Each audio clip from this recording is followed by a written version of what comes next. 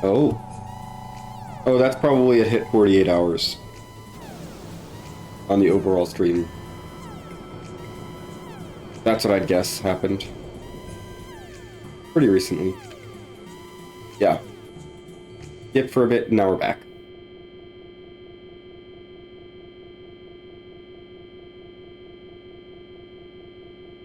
You did not miss much.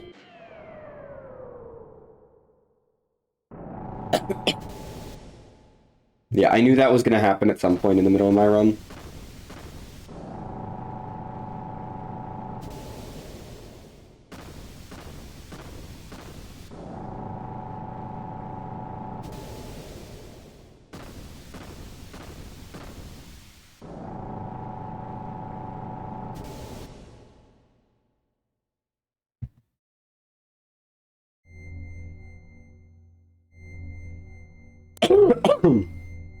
Okay.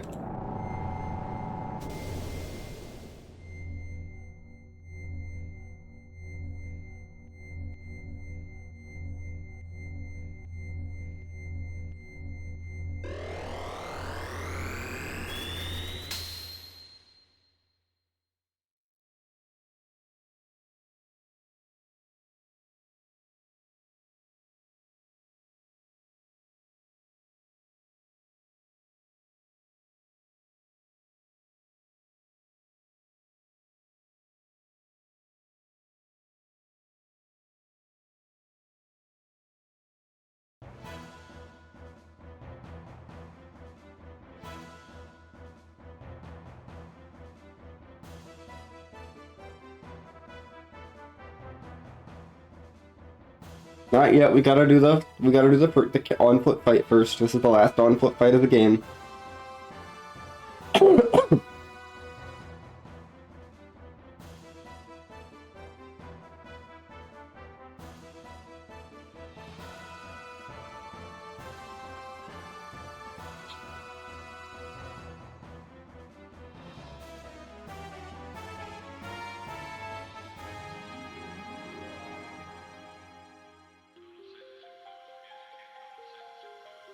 Every fight after this point is going to be in Gears.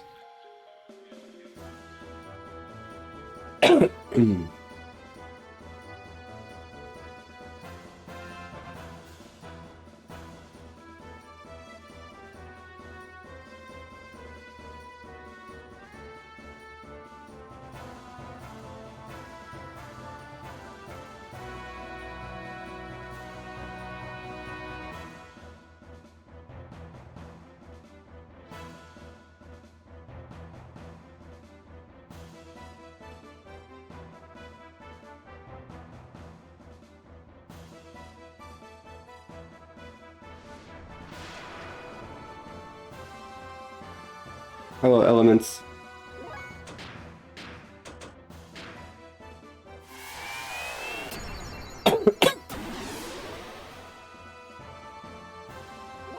We're opening with a haste on you, and we're going to take out Seraphita first.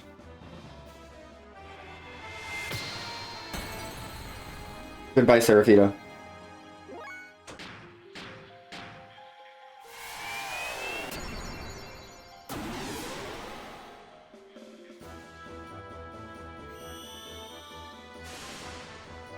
Seraphita does lots of damage. We don't want Seraphita around.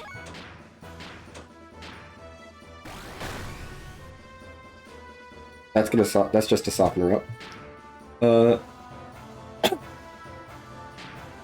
gonna guide a chat to mini once. Okay, she counters that. That's fine. Whatever. Thermal Dragon time. Alone didn't die, which is really awkward. Alone was supposed to be dead by this point, and she didn't die. Thank you, Talone. Billy is not even supposed to get this turn. I legitimately am like, what am I doing? Billy, you're not... Okay, no. You tried.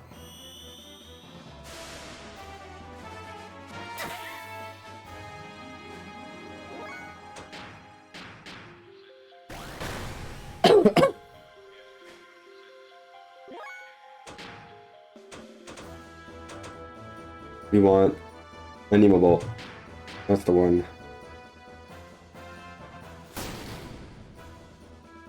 There we go. That fight was not great. Cologne was supposed to die to the first guided shot, but she apparently lived with like 5 hit points or something. Don't think that's ever happened before.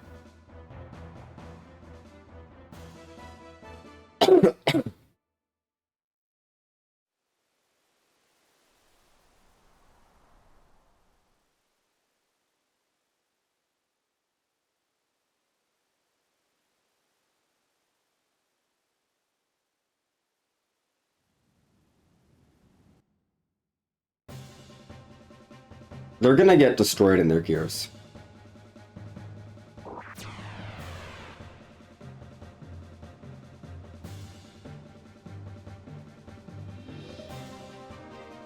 Like, they're gonna get completely destroyed in their gears.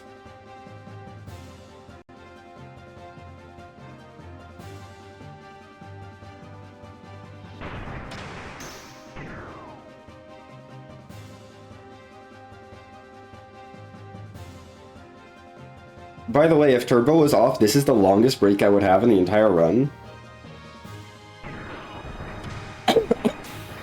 Like, this cutscene would be the longest break I would have in the whole run. If I wasn't using Turbo. And it's like 1.5 minutes. Thank goodness for Turbo. Yes. Oh, absolutely. And it's going to feel very much like that because our strategy is Billy Gobert.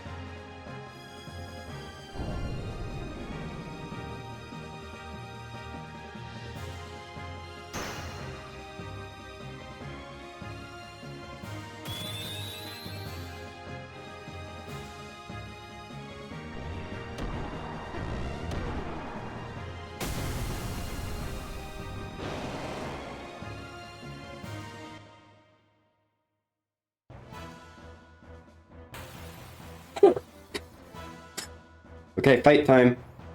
Here we go. Hey, you're not doing anything for this fight. Billy, are you bugged? Did you break? Because you should get a turn soon. No. Billy did not break. Booster.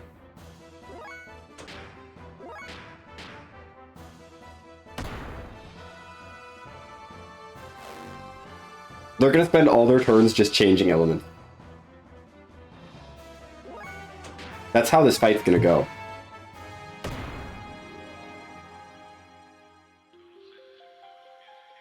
Oh no, they actually did something. Oh no. Anyway.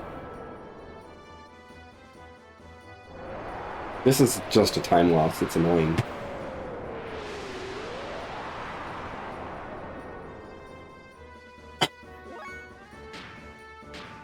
We're not doing the death blow, it's not that much extra damage, we don't need it.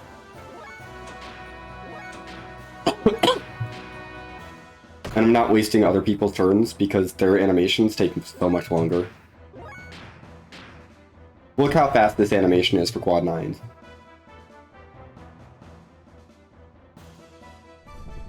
And this is why Billy is the best. Because he can do quad 9s for 20 fuel and no animation time.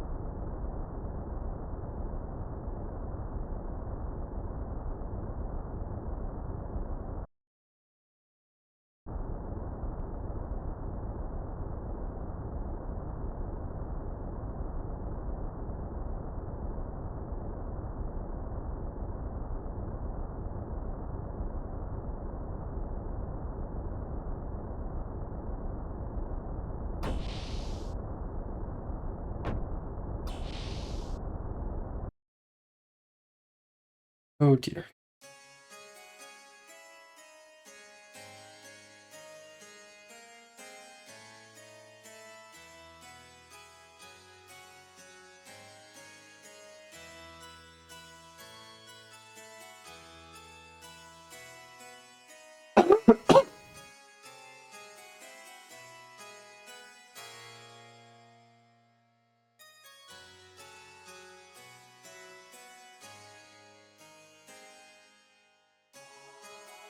I mean, Bailey's cool, but not just because he has guns.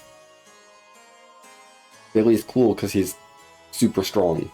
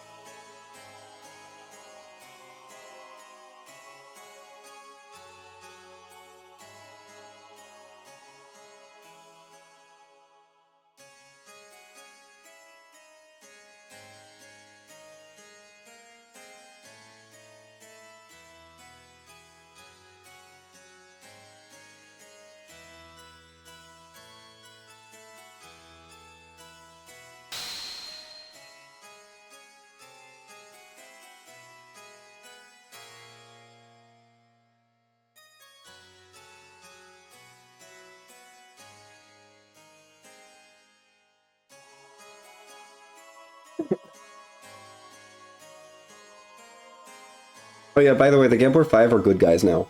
They're just hanging out.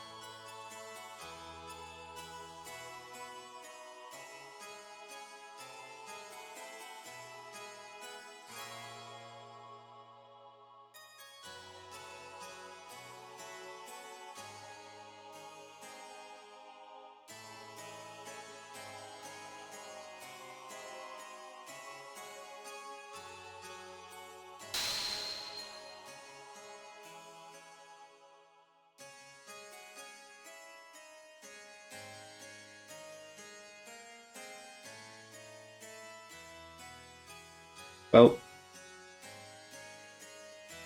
Ramses just did some dumb stuff and cool.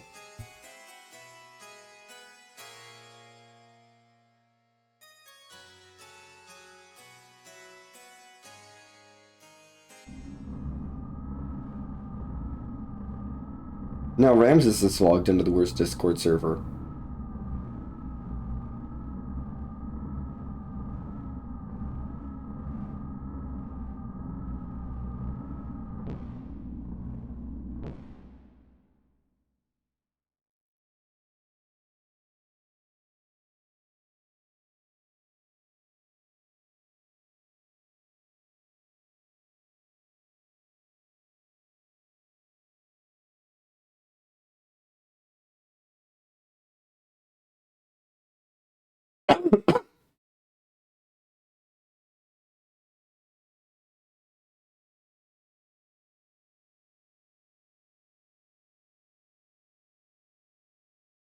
I mean, it is the worst Discord server. It's mostly just the people in the server, the server regulars, but sometimes Miang shows up, sometimes Ramses is there, sometimes Krellian's there, and sometimes Kane's there. Kane only really shows up to, like, stop them from doing things. Otherwise, it's, you know.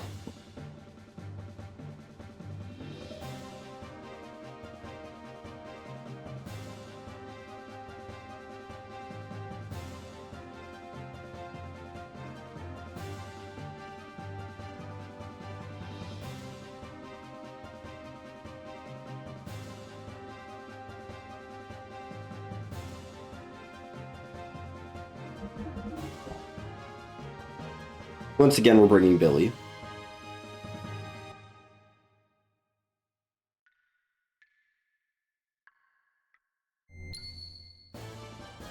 Oh my god.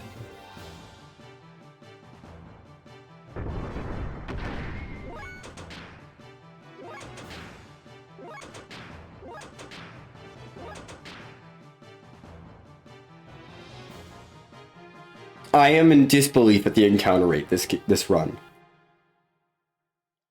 Just absolute disbelief at both how many encounters and how frequently I've been getting them. Just like how many encounters I've been getting everywhere. This is not normal.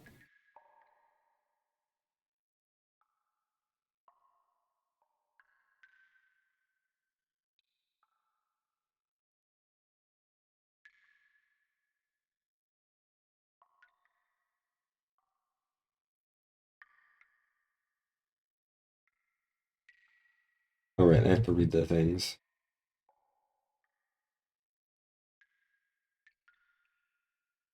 Yep, read all the hints. Back of this pillar.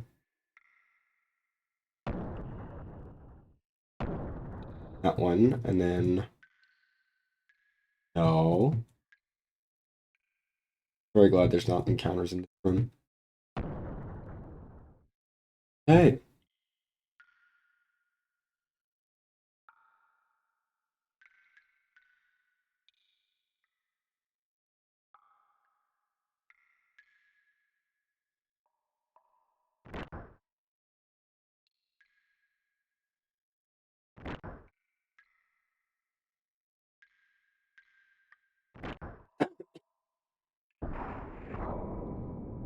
This room's fine.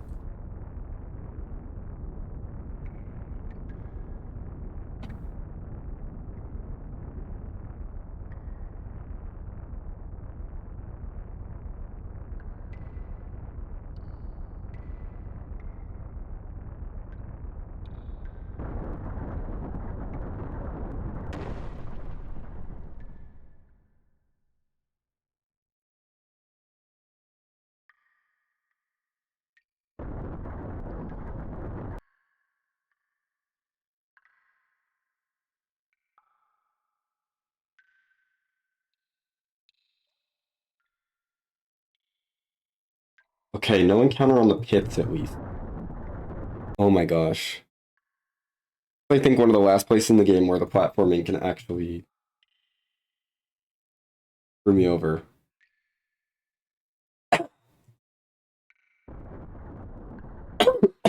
Like getting encountered while trying to jump.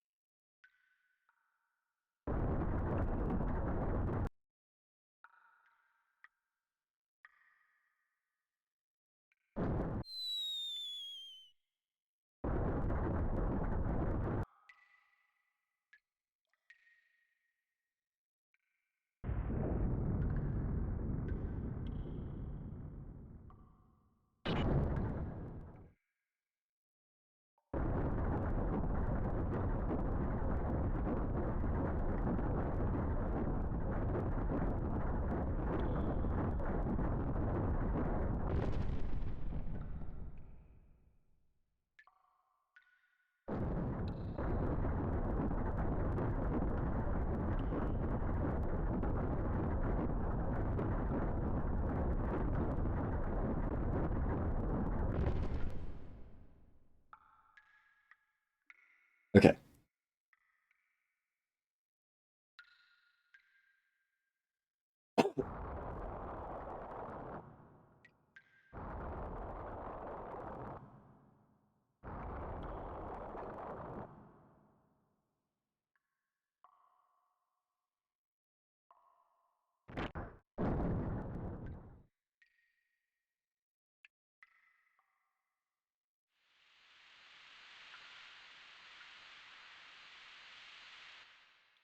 This puzzle is a thing, actually.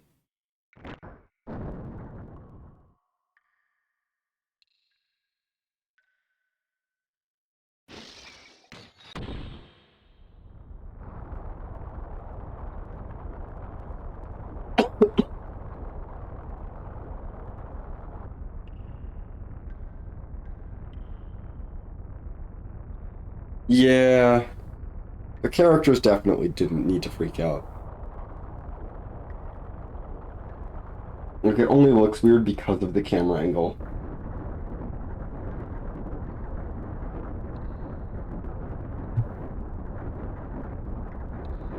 And we're not going to drop down and go that way. We're going to go out the fast way. Which is down this pit.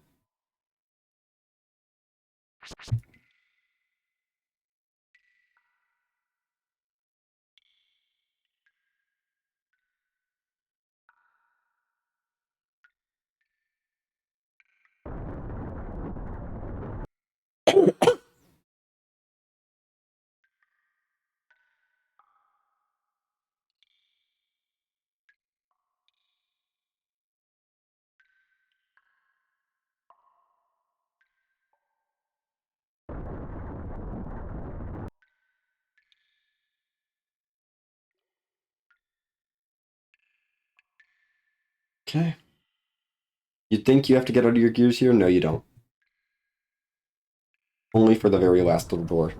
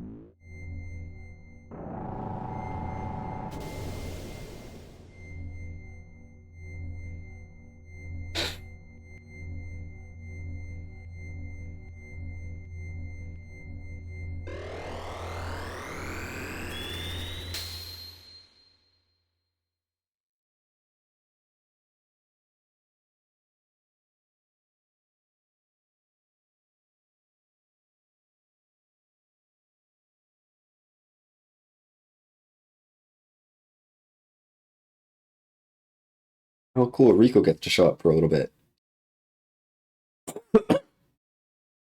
And then we'll never deal with him again.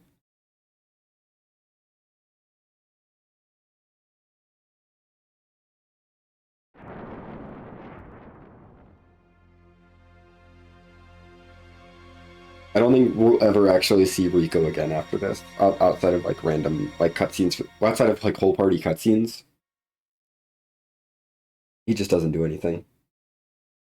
Anyway, here's Hammer again. He's back.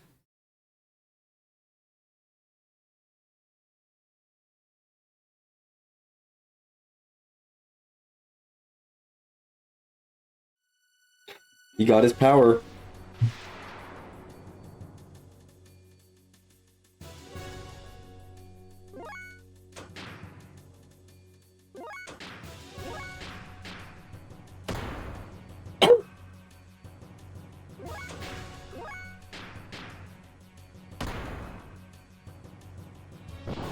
We run. It's still faster to run than get the trading card.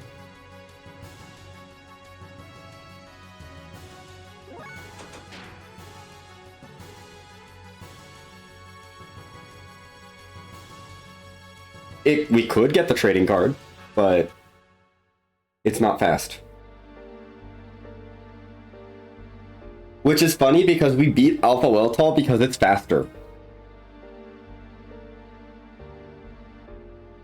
So, you know, we could get the Slayer. If we got the trader card, we could get the Slayer robe real easily. Because we will be killing Alpha Weltall because it is faster to kill Alpha Weltall than lose to Alpha Weltall. With this setup.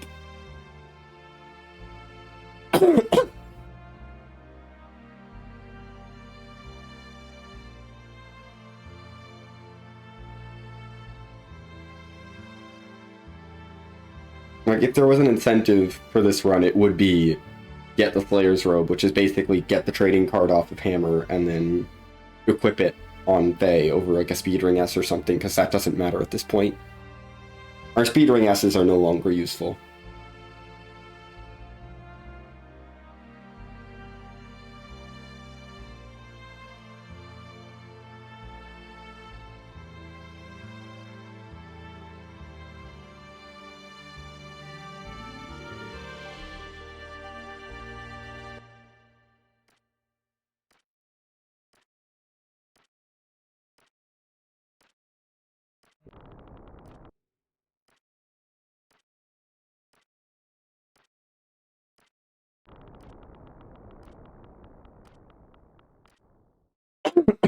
Yep.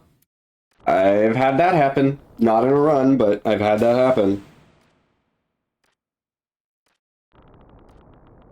That's dumb. It's so dumb that that's a thing that happens, but it...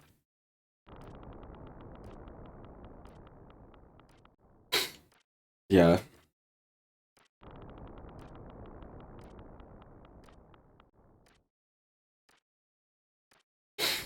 It's something I know to be careful of in cutscene percent, because we do have to do Doomman Isle in cutscene percent.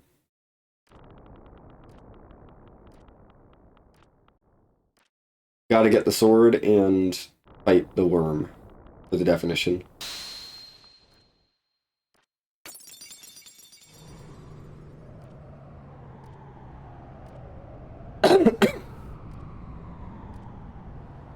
And take the buggy ride out. I think technically is required by the definition.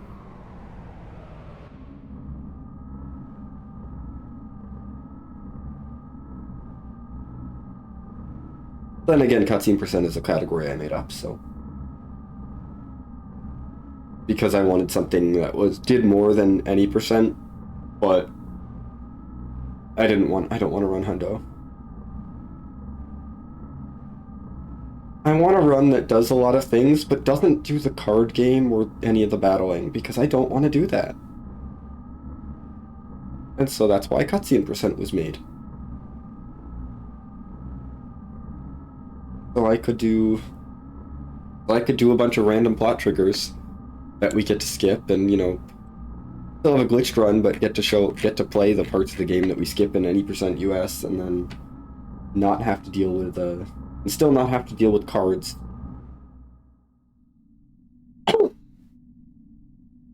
Oh, hey, by the way, the worst Discord server is doing their one thing.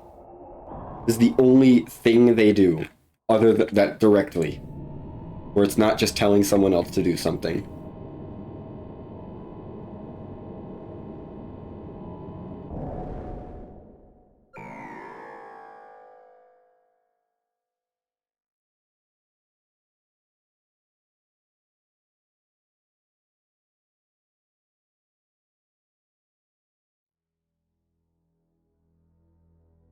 We're going to see them one more time, and that time will be the last time we have to deal with the worst Discord server this run.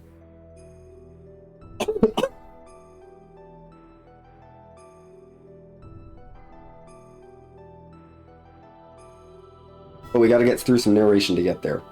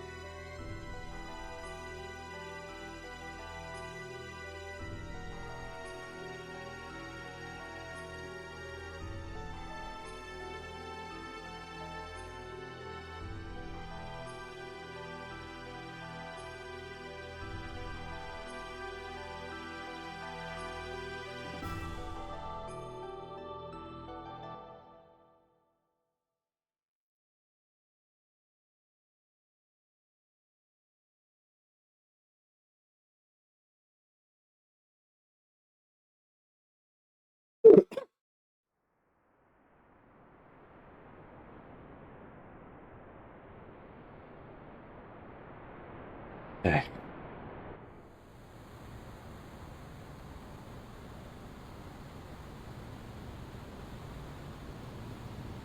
Yeah, it would be nice. But I appreciate the game for what it is. Because if they'd completed this game, it would not be very speedrunnable.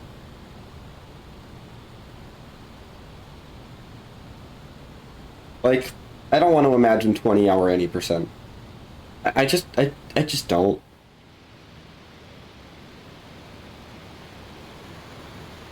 Because that's what it would be. It would be 20-hour any percent.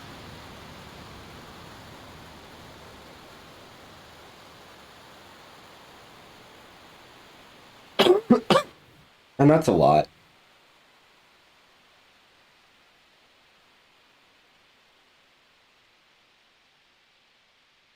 And don't even get me started on NMG. NMG would be well over 24 hours.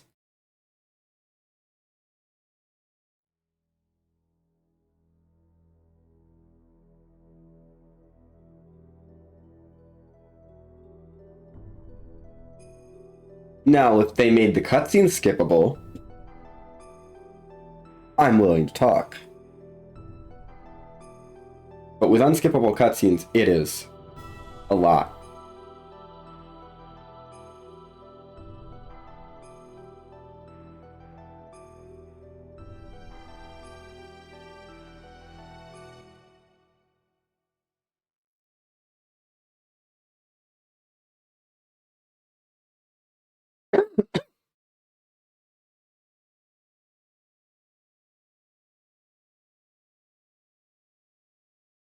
Oh, also, Ellie's leaving the party forever, so in NMG, you would strip some of her gear here because you don't want her to take away any of the, your ether doubler that you have on her, or your power magics, or any of that.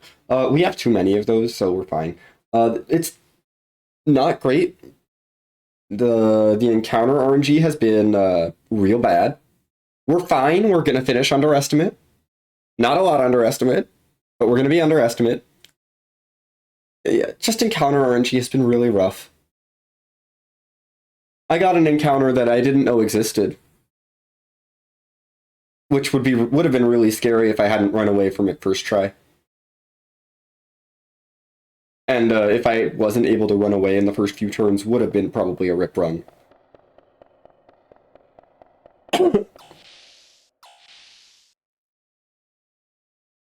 Yes.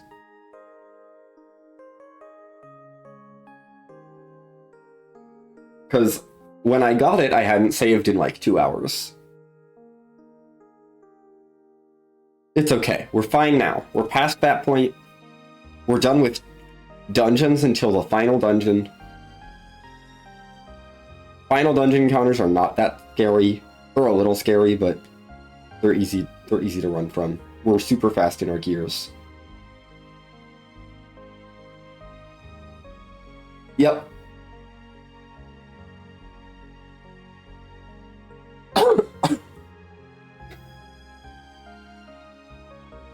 Mm-hmm. Oh, also, this is the only time we hear this song in the entire run.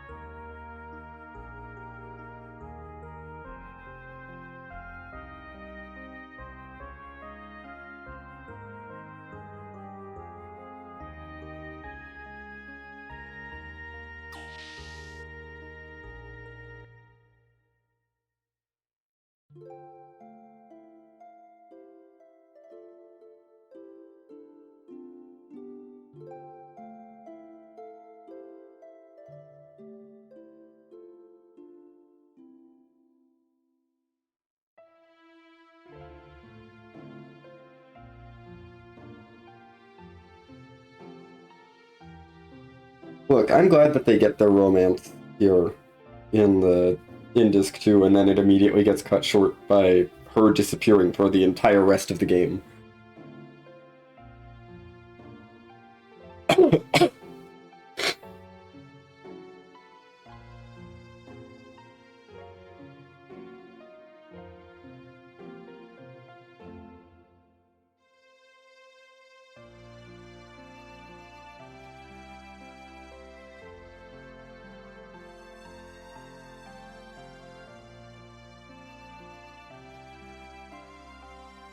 Yep. I mean, I left one on her, but I don't care because I have like 8 ether doublers, so I don't need the one on Ellie. I've got enough for everyone. And really, this run, I only care about the ether doublers on Faye, Ellie, and Billy. Those are the only 3 who matter. I mean, Satan matters, but he doesn't need the ether doubler. I gotta take a quick bio break. I'm gonna be back. Real quick.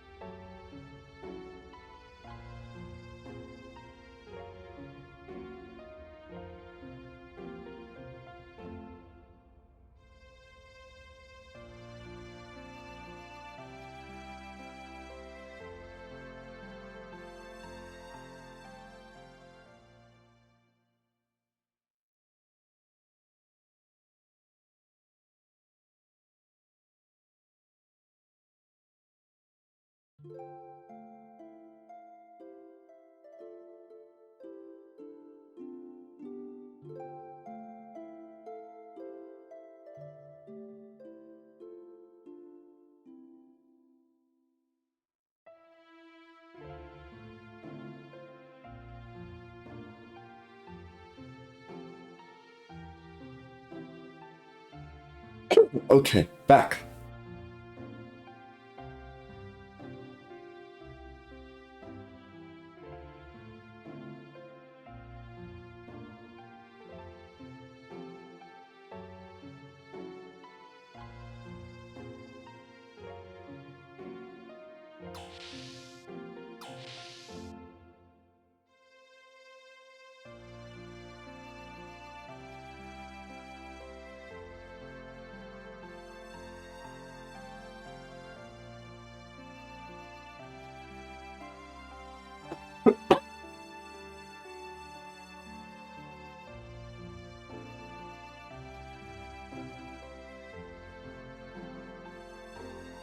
Yeah.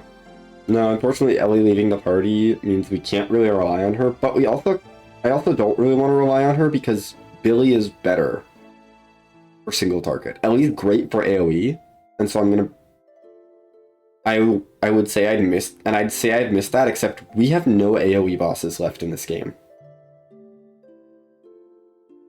There are 0 times we'll need to do AoE damage in the rest of the game.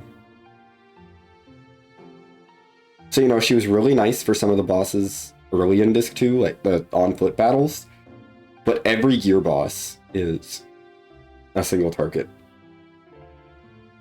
Also, yes, Ellie is not taking love advice from Margie because Margie wants to marry Bart and they're cousins, and that's, yeah, a thing.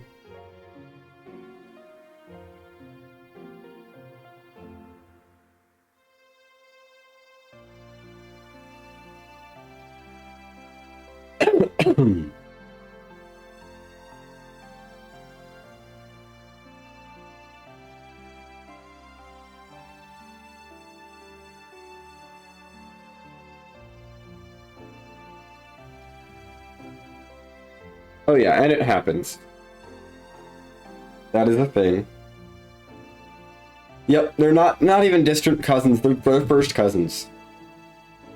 Bart and Margie are first cousins, and they get married.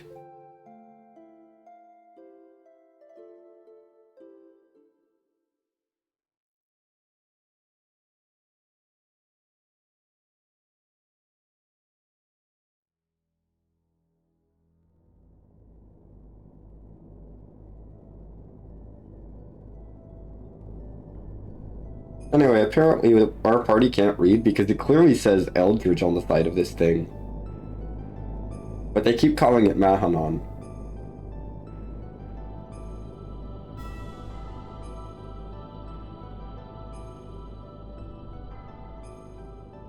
So far, things that should have been dungeons.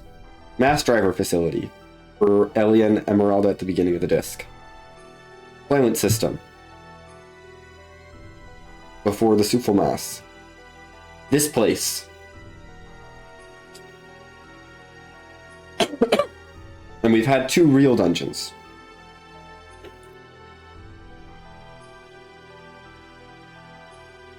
There will be more.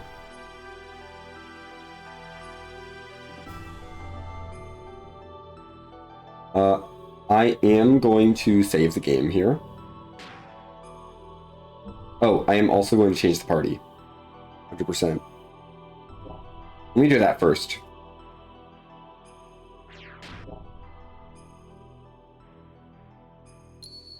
No, I don't want to continue the game.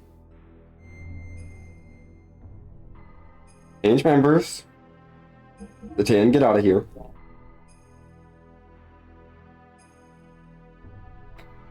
Bart is actually going to be useful for Alpha Weltall, so he gets to stay. We're going to save. Because this upcoming boss is the one that can soft block sometimes.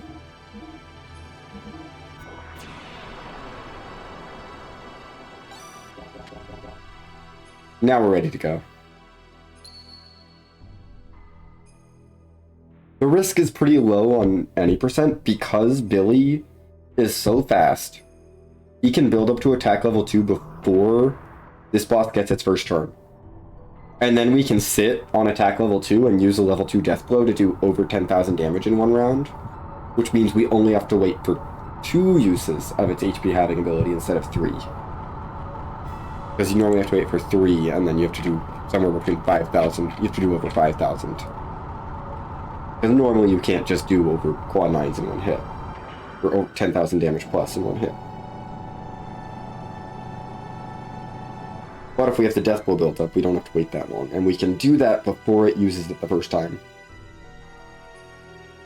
Which is beautiful.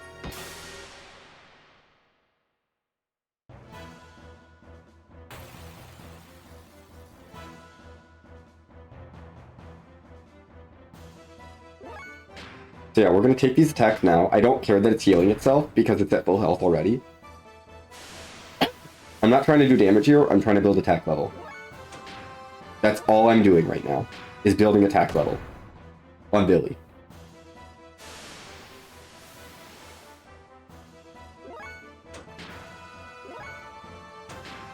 And now we just charge a whole bunch. Even Bart gets a turn. He uses this attack on his first turn always. It halves everyone's HP. He's down to 20,000 hit points. We have to charge until he uses that attack one more time. This is entirely RNG. There is no way to speed this boss fight up. Dang it. Not a good attack. And especially not on Billy. Billy needs to not be dead. Okay, he's not dead. He can take another one of those too.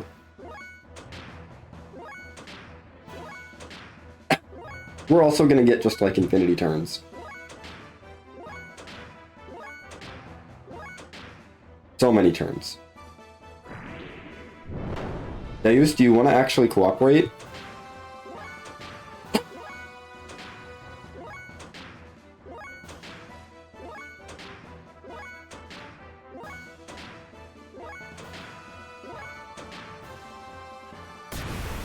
There we go. Okay, that's what we needed.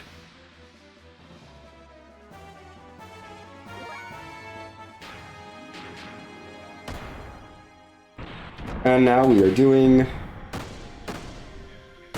enough damage to finish it.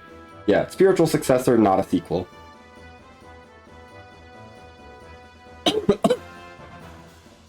You can very much play Xenoblade without playing this game.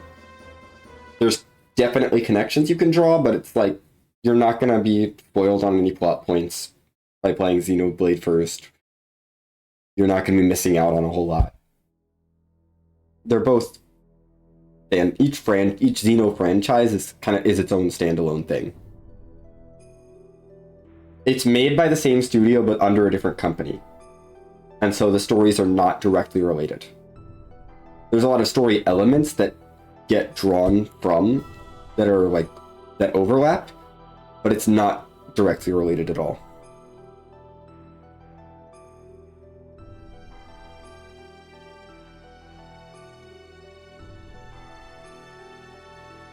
There are definitely gear style things in Xenoblade, although they're less prevalent in the first one. Yeah. Yeah. Like, the Xenoblade games, you should probably stick to, like, the order, roughly, in terms of what order you play them in. Same with the Xenosaga games.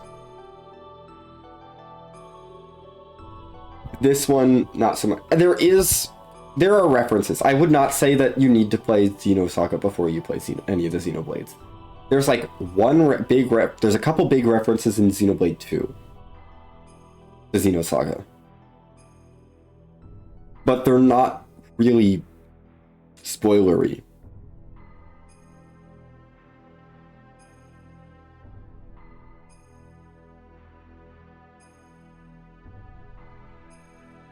There's a lot of references, but it's not like... but they're not directly related, and they very much can stand on their own.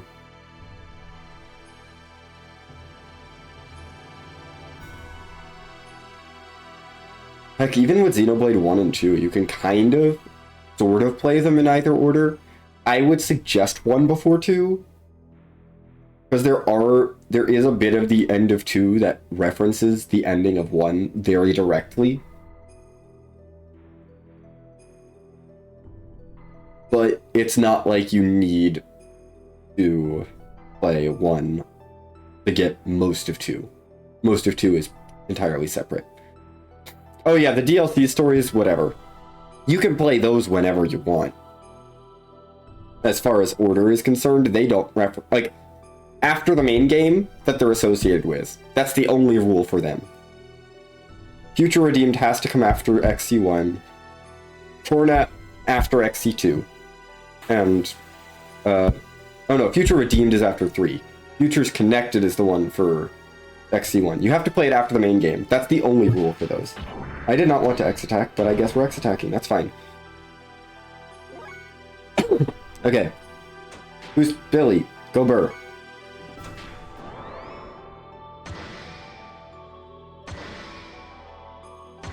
I got distracted. We're fighting Alpha Weltall. This is a super boss. You're not supposed to beat this guy. Yes, future... Well, XC3 should happen after both of the others. Yes. And Future Redeem should be after XC3, for sure. That's the only thing that, like, really matters. Between 1 and 2, it doesn't matter. We don't need to do death blows. Don't be mean. You're gonna be mean and kill... You didn't kill him. X is not connected to anything else. X is its own standalone thing. Completely standalone.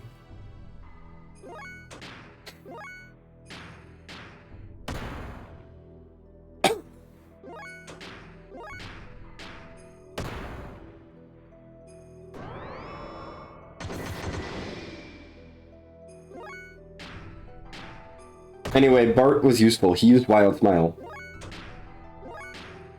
I hope you're all very proud of him.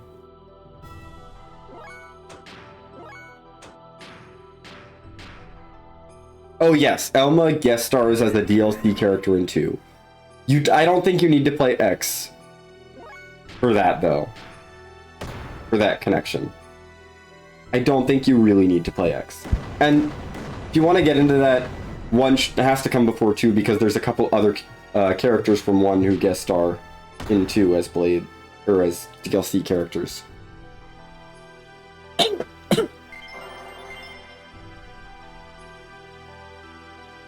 I mean, release order is always safe.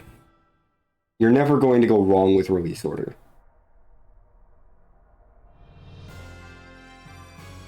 Alpha, I don't remember how much HP Alpha has. I think it's like 1,000 or something.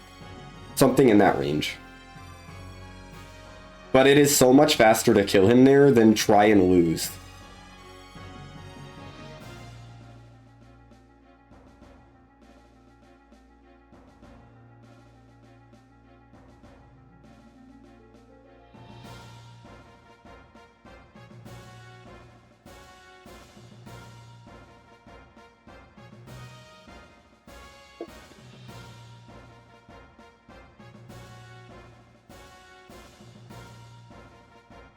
Trying to lose there would take so long. He did a lot of damage to Bart, but he can barely touch Faye or Billy in that fight. Billy more so than Faye, but Faye is it's gonna take several rounds of him beating on Faye, on Weltall, for Weltall to go down. It's so much faster there to just hit him with Billy over and over until he goes away.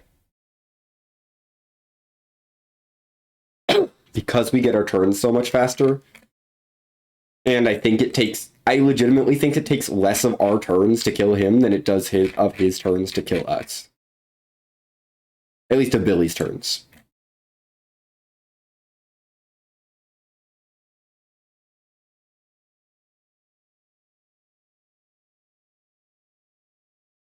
Yes, I would suggest doing 2 after 1. For sure. The DLC stories you can wait on. They're connected to the main game, but you don't have to play them right after. Like, you don't have to play them in order to go to the next game. You can skip them and go back. But they are worth doing. They're worth playing. At least. Torna was very well. I thought Torna was good. Future Redeemed was good. Futures Connected was meh. And of the Xenoblade games, Xenoblade 1 is one of my favorites, but the DLC story was so underwhelming. I mean, the ending of 2 was cool. I didn't find it mind-blowing when I played through it, and I was playing through it basically blind. Torna is good. I loved Torna. Torna was easily the best of the DLC stories for me.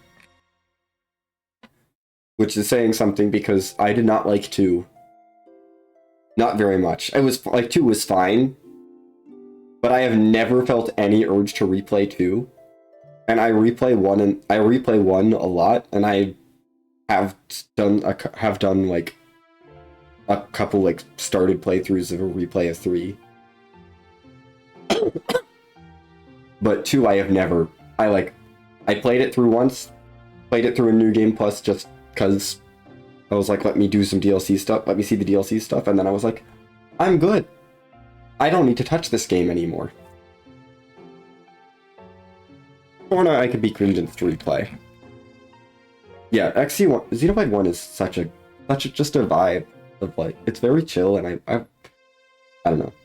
It's my favorite of them personally, but not that I think the others are bad, I just like, that's the one for me.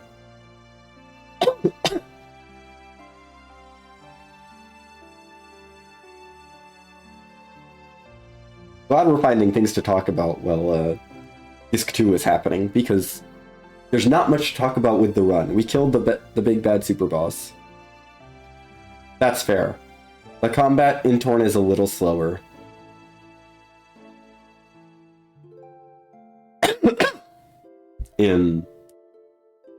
Than the end of main game of 2. But it's just like a slightly different system and you get used to it. I'm being honest here. 90% of Disc 2 is just strapping a rubber band to the controller and over the X button with turbo on.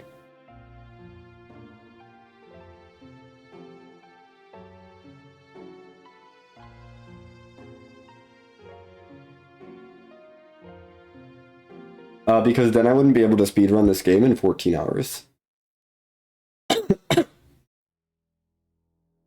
Anyway, it's time for Choo Choo on the Cross.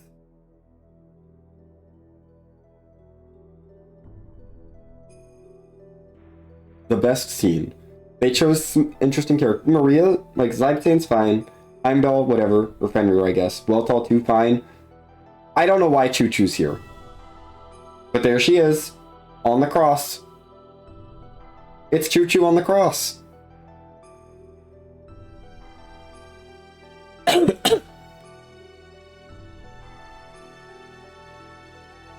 Like, they really should have chosen, like, anyone else.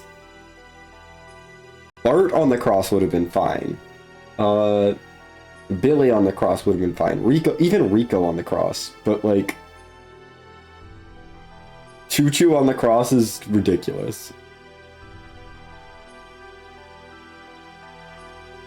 Full Xenoblade Chronicles series with cutscenes? No thank you. Is it bad that I'm considering it even though I don't run any of those games? It's fine. No, that's so long. That's probably like... No, that's a solid 12 hours per game. Easily. I know Xenoblade 1's cutscenes are like 10, 11 hours total. Not counting any boss fights or time running between them or any of that. Yeah, 14 hours sounds right. I was gonna say, that sounds right.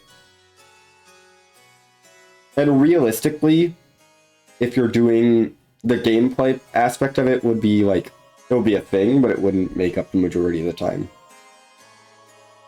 And then 3 has cutscenes galore.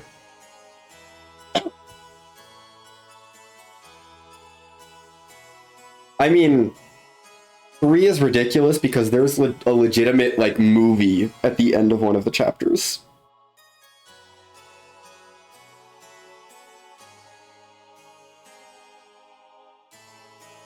Because I streamed my first playthrough of 3, so I didn't know that it would be a really long cutscene at the end of that chapter. And I was like, we're gonna head to the end of chapter because I kind of want to wrap up stream in the next, like, hour or so. You know? I get to the end of the chapter I get through, like, the final boss fight of the chapter pretty quickly, and it's like, okay, we're in the end of chapter sequence. I kind of want to be wrapped up in an hour. Let's go through the end of chapter sequence. And I was not prepared for the fact that chapter 5 has a 2-hour cutscene at the end of it.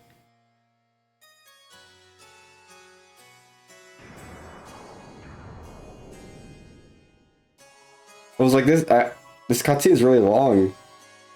What time is it? And I was like looking at my time and I was like, well, I wanted to be done.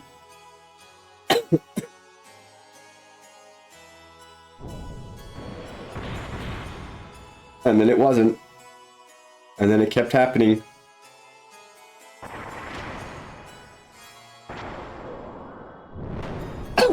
Like, the other games build up their runtime with lots of cutscenes. 3 still has a decent number of cutscenes. But, like, the fact that one of the end of chapter cutscenes is just 2 hours.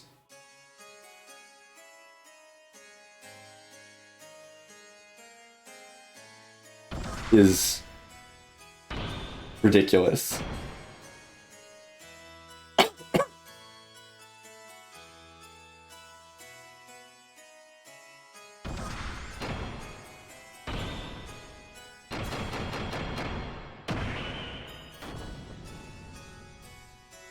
Okay.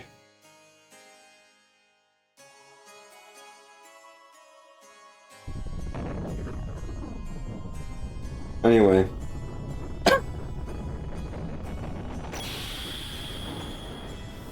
Ellie finally wised up and decided to use magic, but this gear doesn't have air rods, so it's not very good.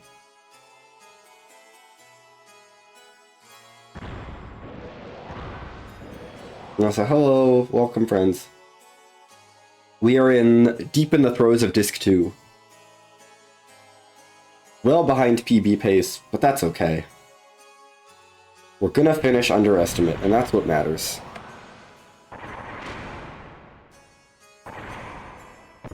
Because if I was close to PB pace, I would be through Opiumorph right about now.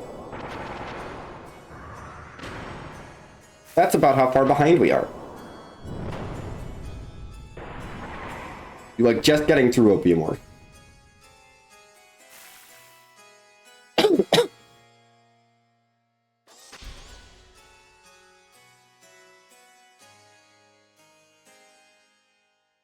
It's fine.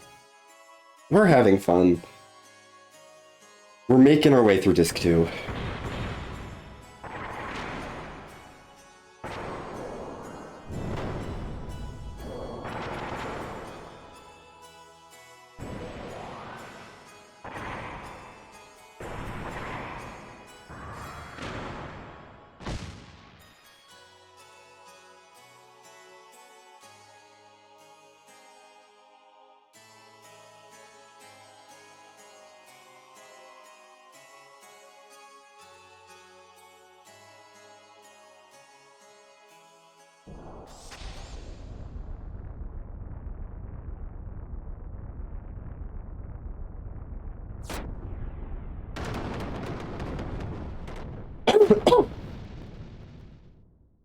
Hi, Mugwort.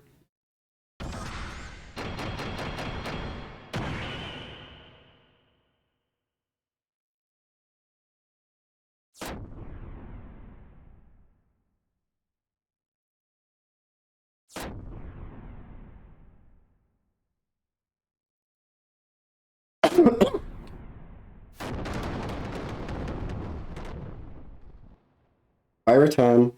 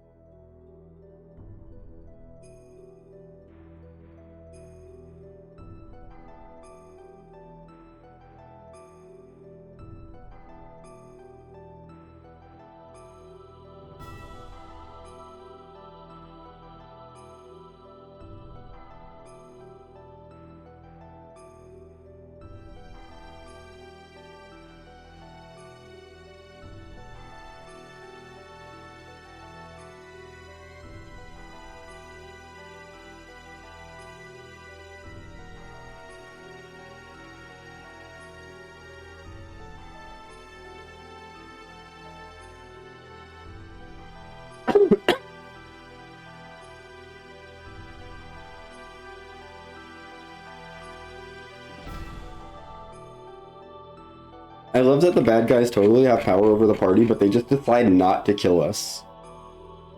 Here. They're like, you're so useless. We're not even gonna bother killing you. We're just gonna leave. And leave you here.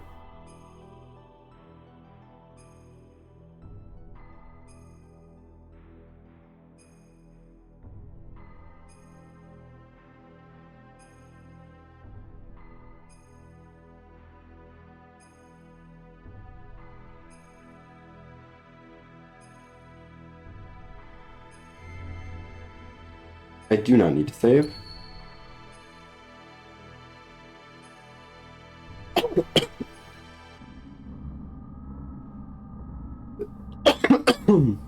Okay. It is time. It is finally time for the worst Discord server to be shut down.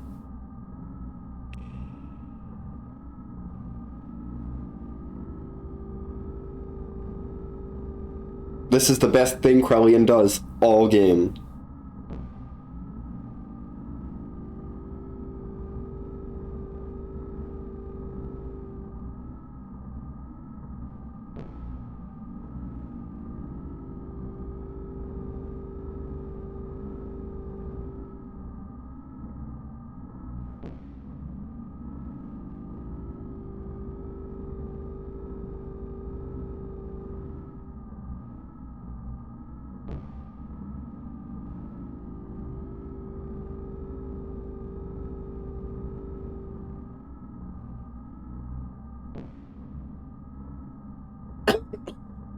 Okay. This feels so satisfying when we get to this point. Because they spent so much time just blabbing about whatever, but not actually saying anything useful. And now we get to watch them get destroyed.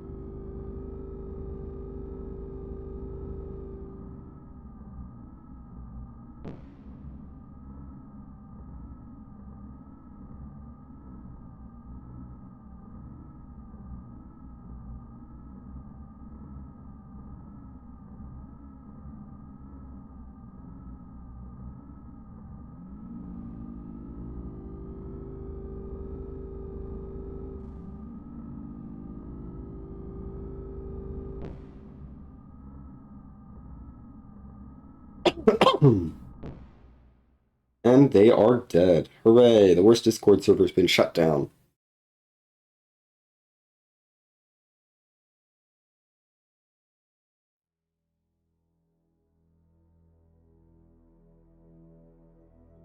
Time to react to this.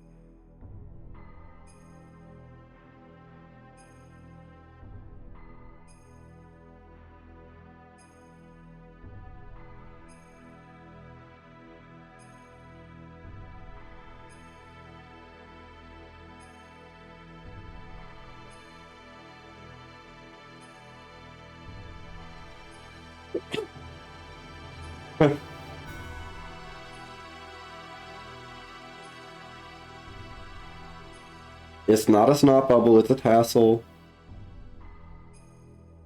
But it does look like a snot bubble.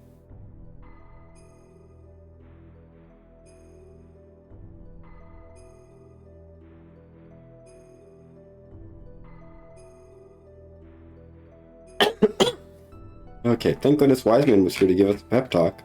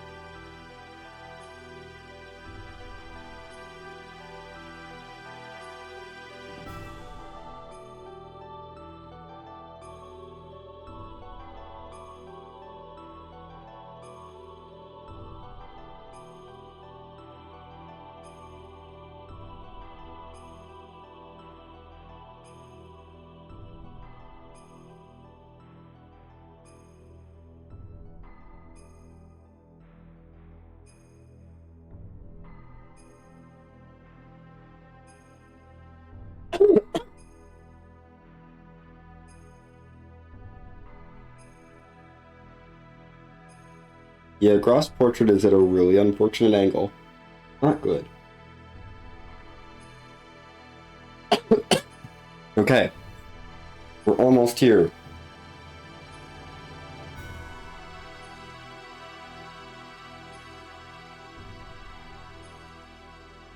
Yeah, this is not looking great. For time. Remember, I said I'm through, on a good pace run, I am through Opiumorph 10 minutes ago.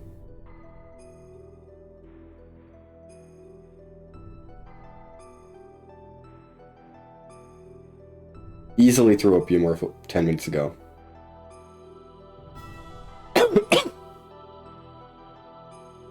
Not even a PB-based run, just like a good run would be through Opiumorph 10 minutes ago. Okay.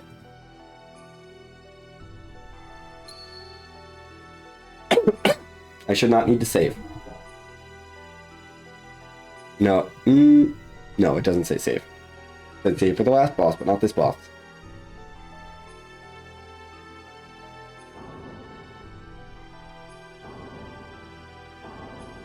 All we need is Billy.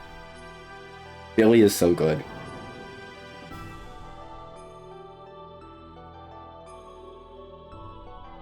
The thing is with this boss is there's a decent amount of cutscenes before we get to the boss fight.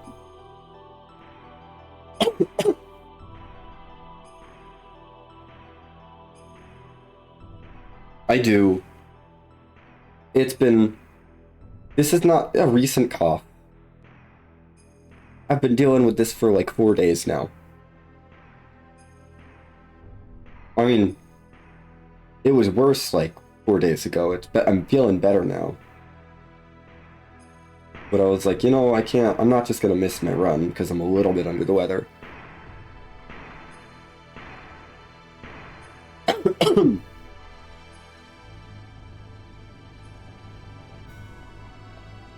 Yes, we got so many cutscenes.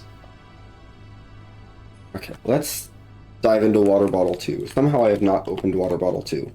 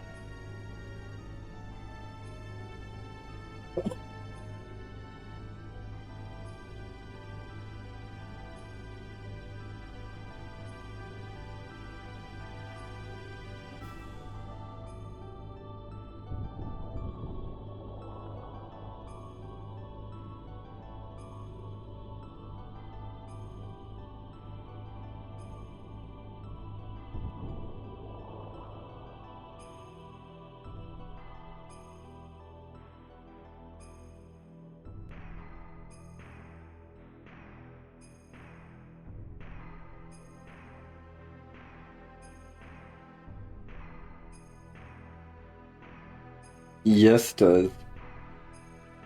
We're cramming a whole lot of story in here.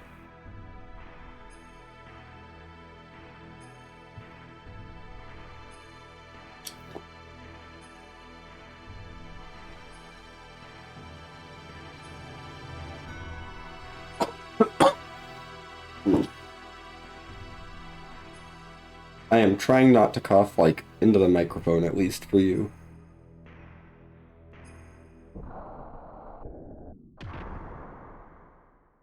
Okay. Amphisvina time. These fights are really, really scary casually back to back. They are so bad. And we're about to make them look really easy. Billy, don't miss. Good. The only way this gets bad is if Billy misses. He shouldn't. Good.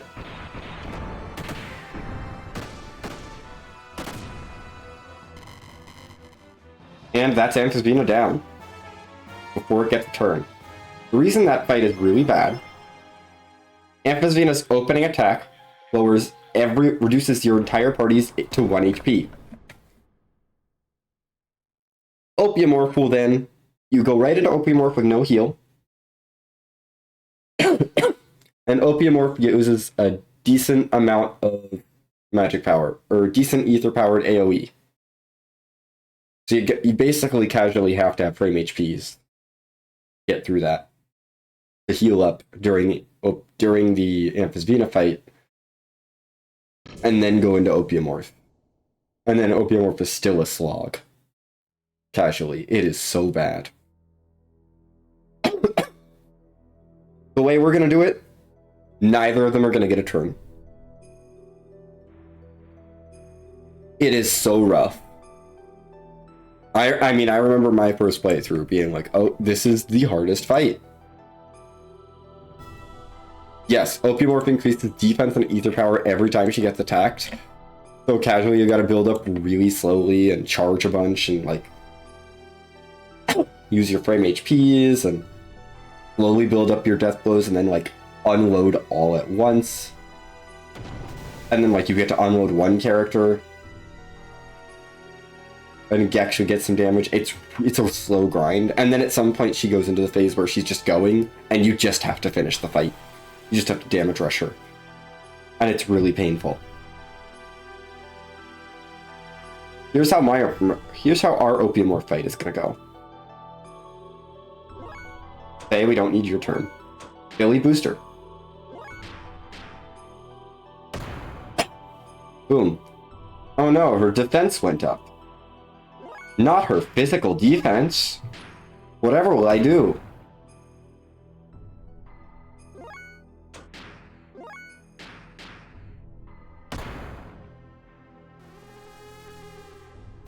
Anyway, that was Opiumorph.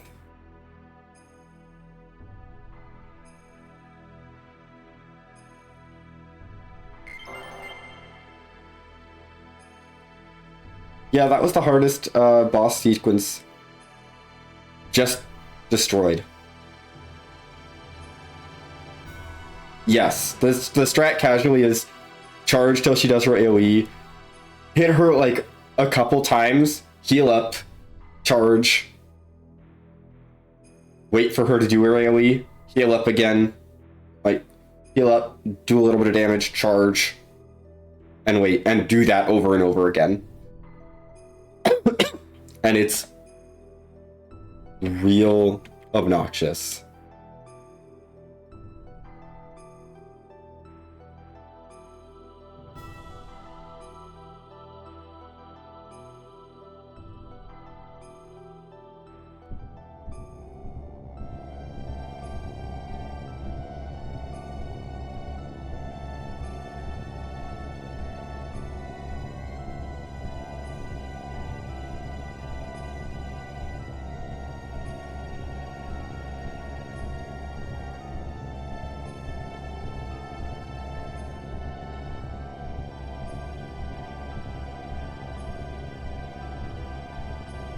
Hmm.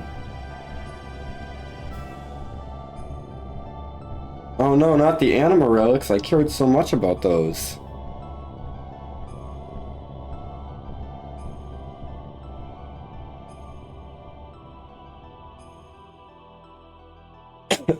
Oh, flashing lights warning, yes. Thank you. I forgot it. I'm not the best at remembering when they're coming up. I got one of them.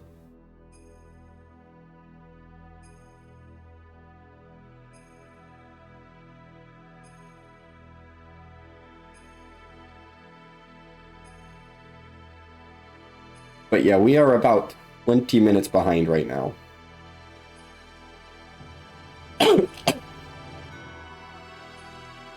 Because we keep losing time because I have had garbage encounter RNG.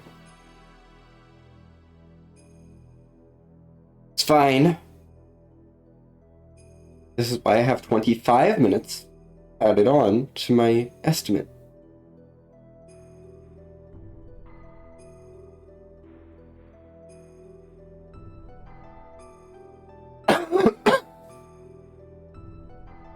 Because my PB is a high 1404.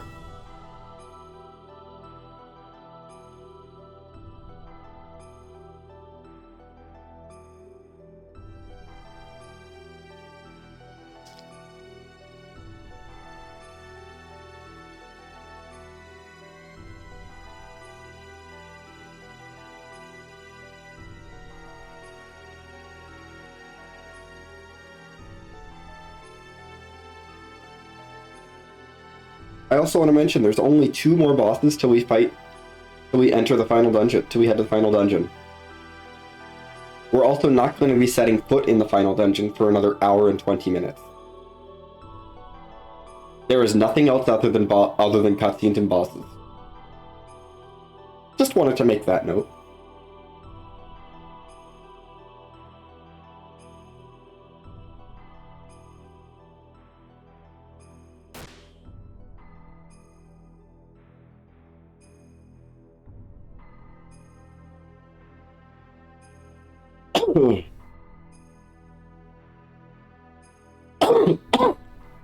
Oh gosh. I'm so sorry.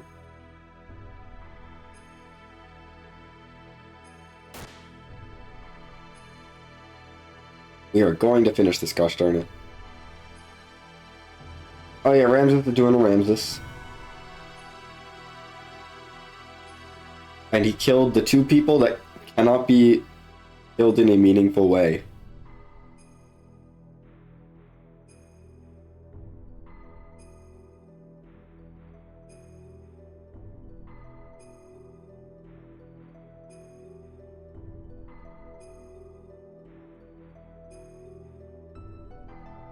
You know, I'm starting to realize Ramses is a great foil for Hammer.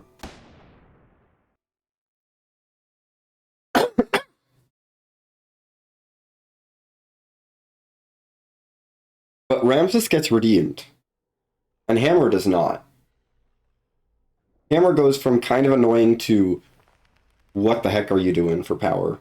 You're being corrupted. And Ramses goes from, you know, not a great guy to being driven mad by his lust for power, and then he gets rehabilitated. But he comes out of it and gets rehabilitated, and it's great. Yep.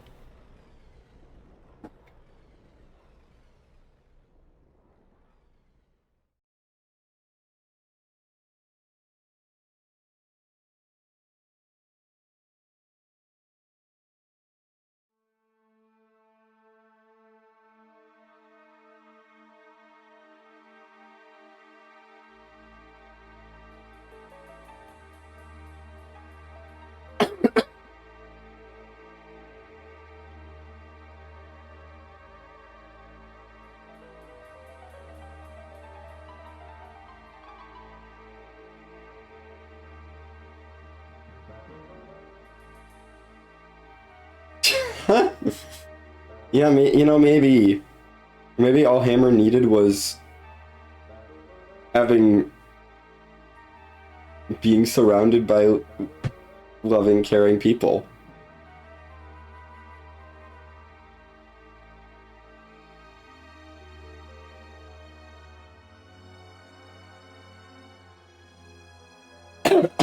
Yep. Or like, yeah, I'm made of nanomachines. It doesn't matter. Yep, exactly. We're gonna get a whole bunch of exposition from the only person who knows what's happening.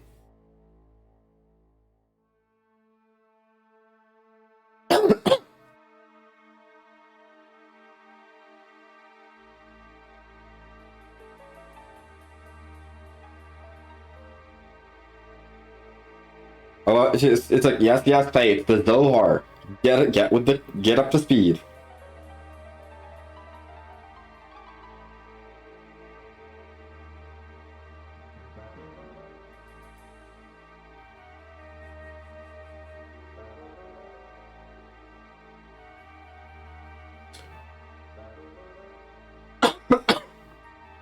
Mm.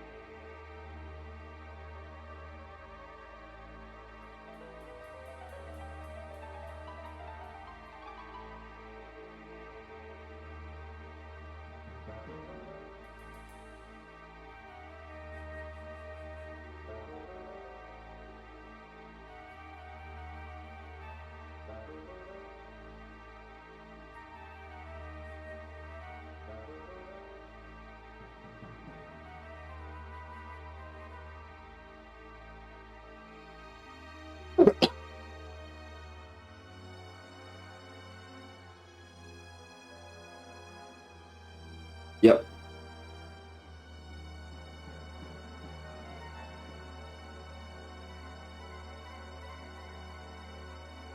The there were a lot of Miangs in the last 500 years then. If I'm doing that math right. Yeah, that's a lot of Miang turnover comparatively to the rest of compared to the rest of history.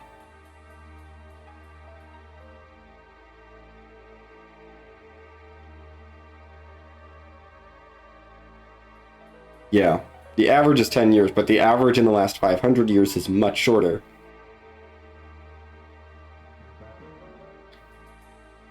It's only 5 years for the last 500 years.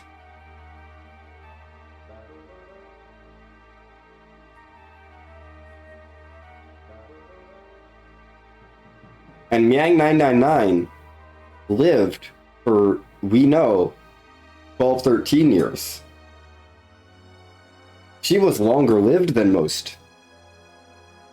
Because we know that Karen dies roughly, I don't remember the exact date, but we know when Karen dies. And it's when Faye was a child. A fairly young child. I don't remember exactly how old Faye is when she dies.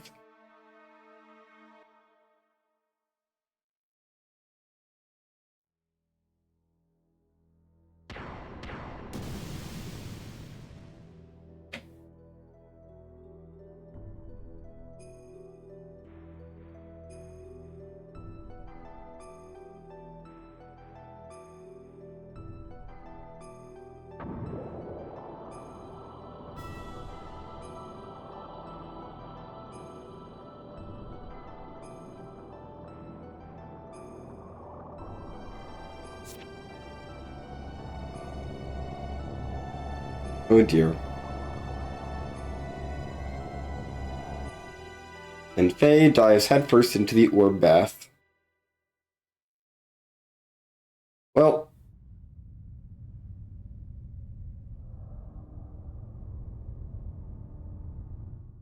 that wasn't the smartest decision, Faye.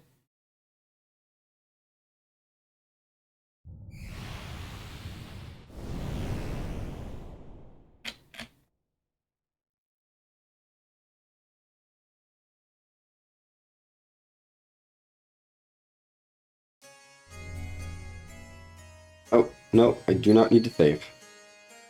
We are not about to do a boss fight. We're about to watch a whole bunch of cutscenes before it prompts us to save again. I mean, he's not.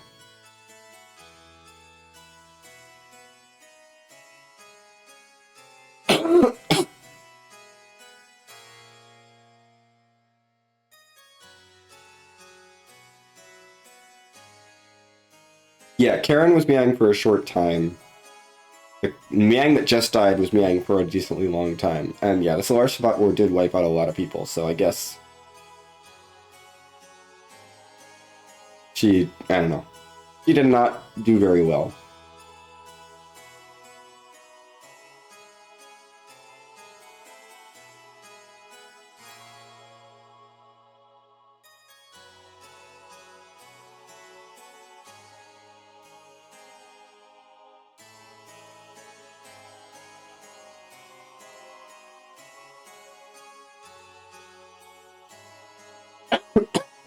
Also because Faye is unconscious and Ellie is gone, Satan gets to be in the chair now.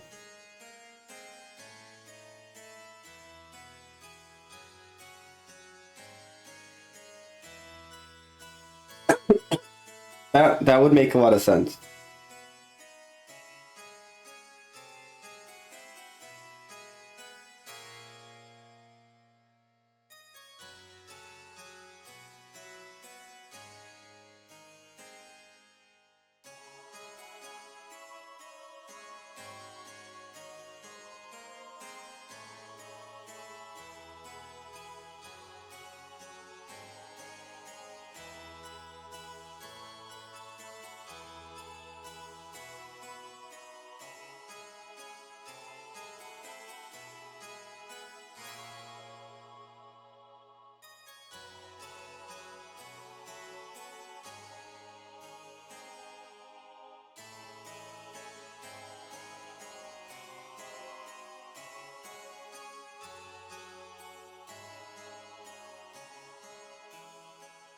You're totally fair. We are in the home stretch. Less than 2 hours left at this point.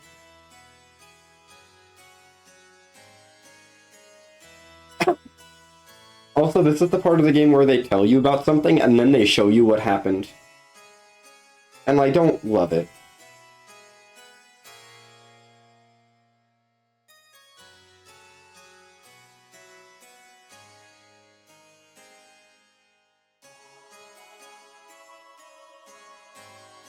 Hmm.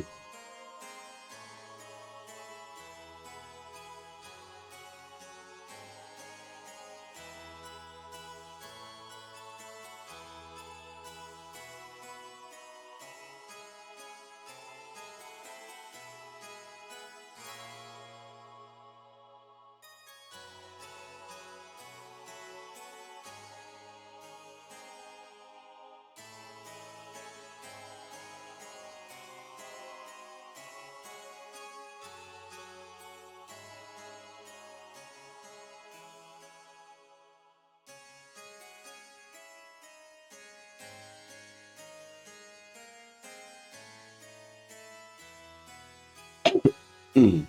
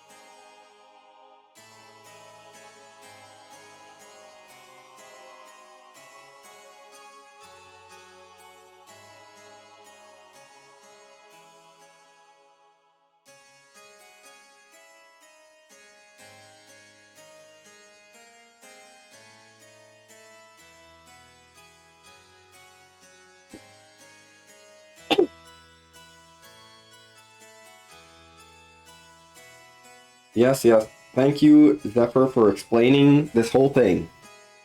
Now we're going to get to watch this happen.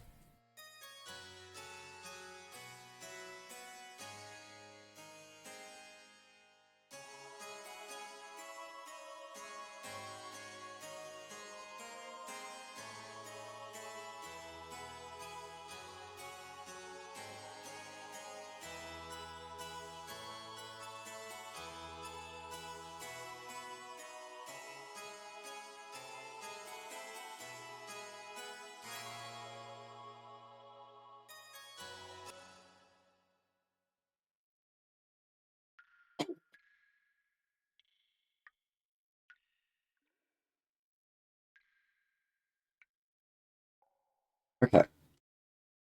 This is like the one part that, like, story-wise that bothers me is that they have Zephyr tell Satan all of this information about the Solaris Shavat War 500 years ago. And then immediately after that, with no chance to like take a break in between, there's no save prompt here at all. They take you immediately into a cutscene, a series of cutscenes that show you in more detail the same events.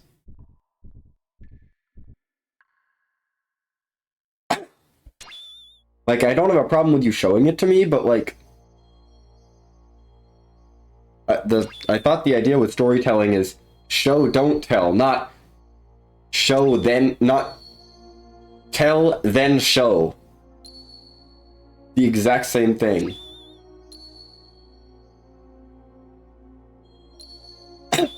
Show and tell simultaneously is fine. This is tell, and then immediately afterwards, show. We get a little tiny break here with this other thing that's happening here.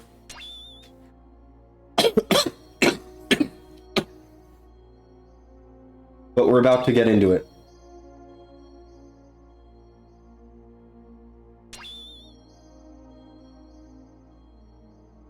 Yes, we can do both telling and showing, and they won't notice if you tell first and then show second. Yeah, they've gotten much better, but this is something that just feels so basic. So like, don't do this.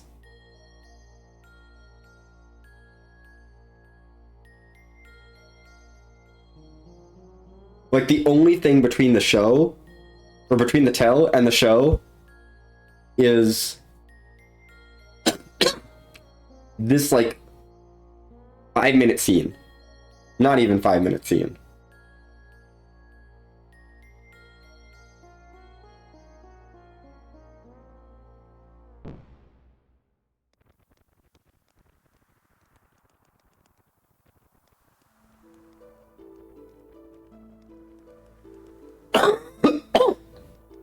Ugh.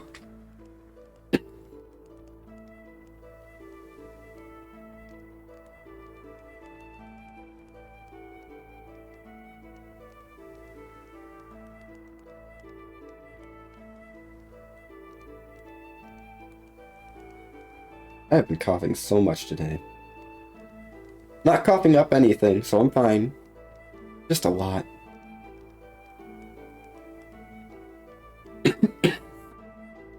Oh my goodness. I feel so bad about it. I can barely even speak.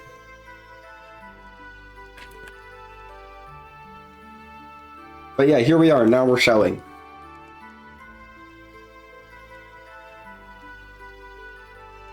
I mean, almost.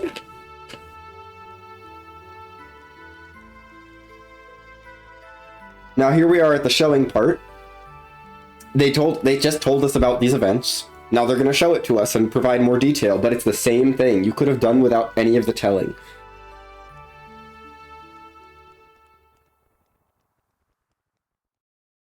Yeah. I'm not dying. I'm recovering. Just not back. Not all the way back yet.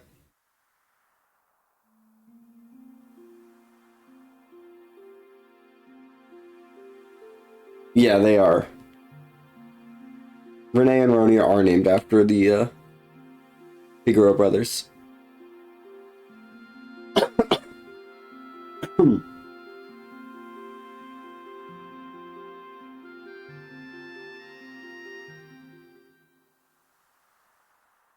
And I love this showing segment. I really do. I love it.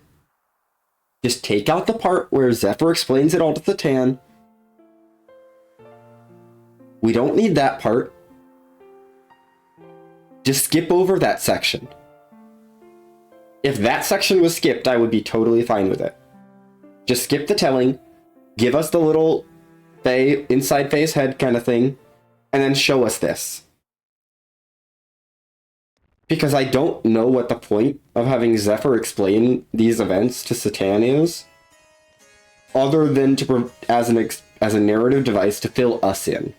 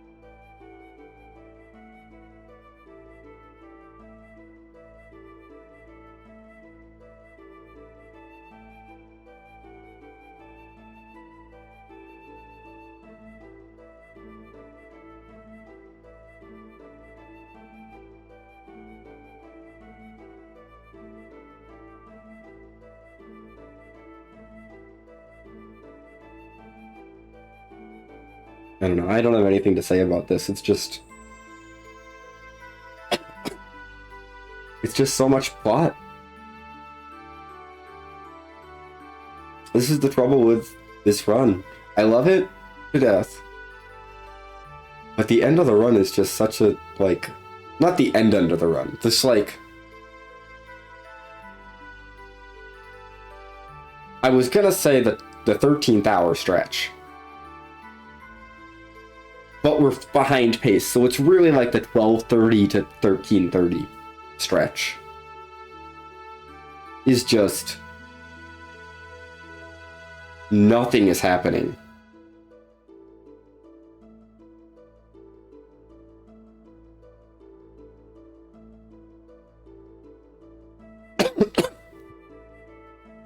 Oh yeah, even casually this chunk is so much. It's literally like, oh, I'm gonna load up and play the game today, and nope, you don't get to play anything, you're gonna read. You're just gonna read a book for a while, and then you can save and put it away. You wanted to fight a boss? Have any gameplay elements? No.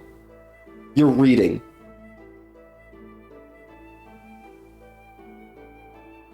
Which I know is like they ran out of time. I get that. Which is why I don't complain about it too much. And the only part I diss on is the telling and then the showing here. Which now that we're into the showing, I'm like, okay. We're getting all the details. I like this.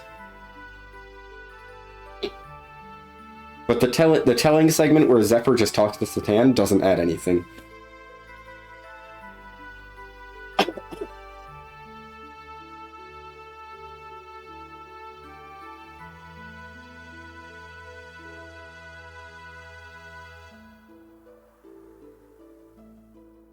Yes.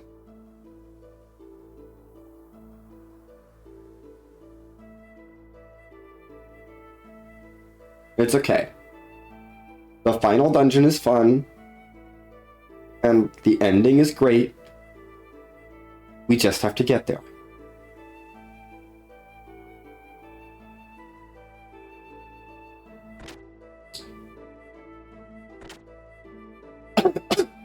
But boy, is it hard to stay motivated when the final dungeon's like an hour away.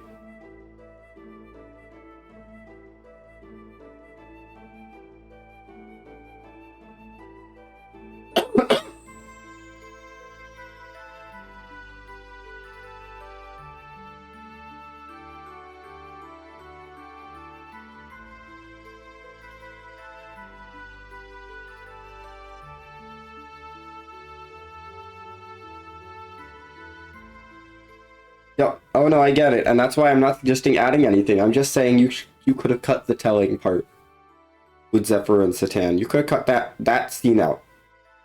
It does not add anything to the story.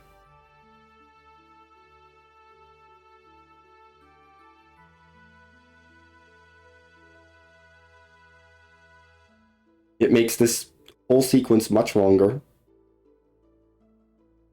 You could have cut that out.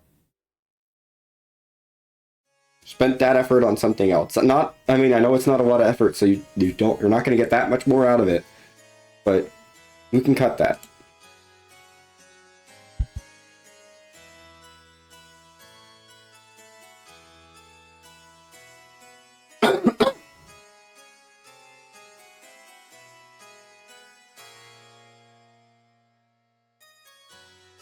Yeah.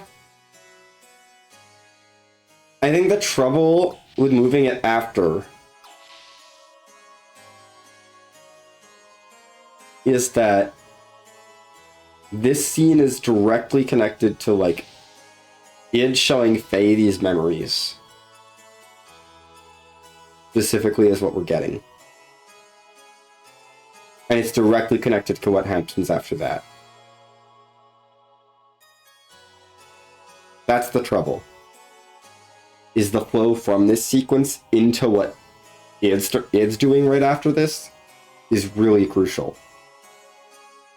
Because it's like no time's passing between that. Whereas the beginning of the sequence could have happened at any point, like there's a reasonable break in time there. And between, like, the Zephyr Satan scene just could have happened at any point in this period of time.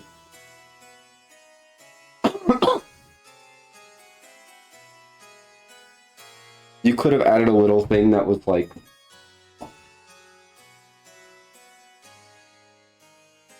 I don't know.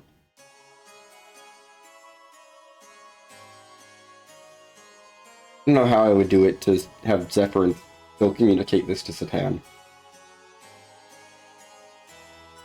But honestly, I don't really think it's that important that that happens.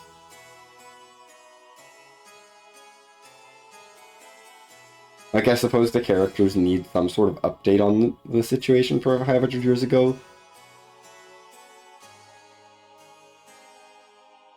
But Zephyr could just, like, talk very briefly about it. You know, like, and that's why we are the way we are. But they'd have to really shorten it quickly and somehow work it into, like, happening in the story, because there's a lot of details here. More than what you get from Zephyr's dialogue with Satan. Honestly, what might make it better? Put a save prompt between the Zephyr Satan dialogue and this. So that at least feasibly, someone could have decided, I got through the Zephyr Satan stuff, I need to take a break. And then they take a break. And then they come back to this. But then we have like 3 save points between any gameplay, and that's too much. I don't know. It's a rough situation here. In the back half of Disc 2.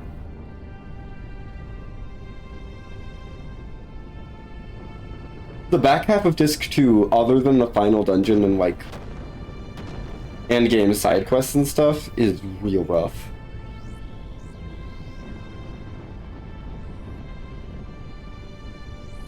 And I consider everything after Opiumorph to be the back half of Disc 2. Opiumorph and before is front half of Disc 2.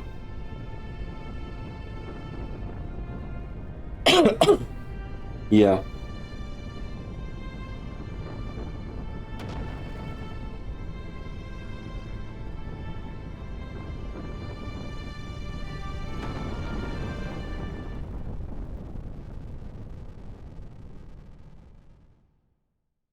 I'm actually going to go see if I have any cough drops because I have been coughing so much and my throat is kind of dying.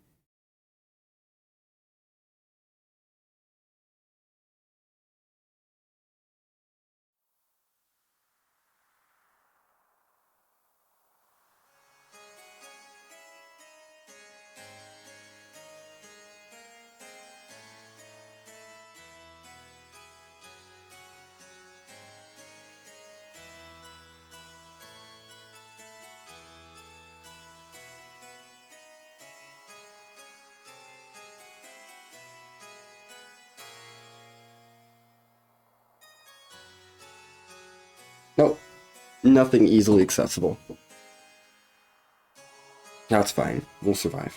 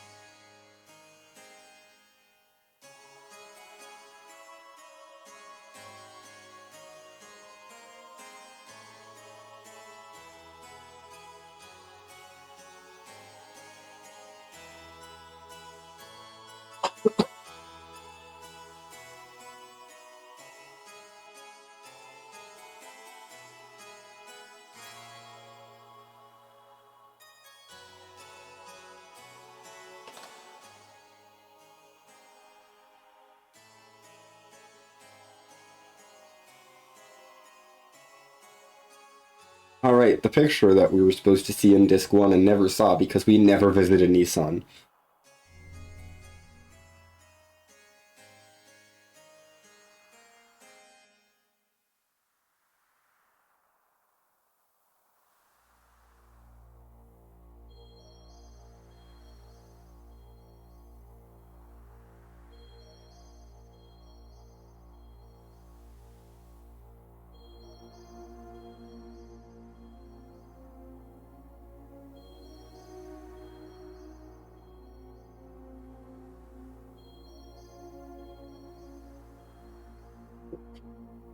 That's not Ellie.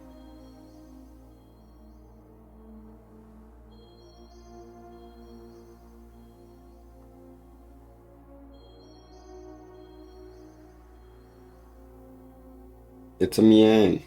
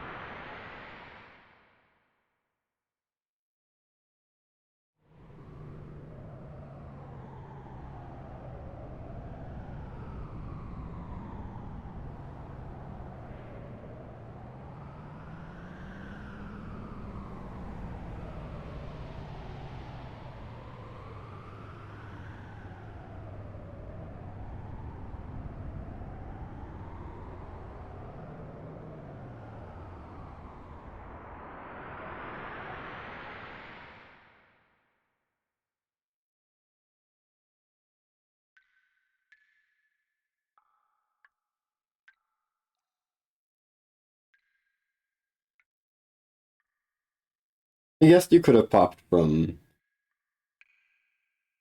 that scene with Lacan to Zephyr and Satan talking and filling that in, and then popped over to this. That could have worked.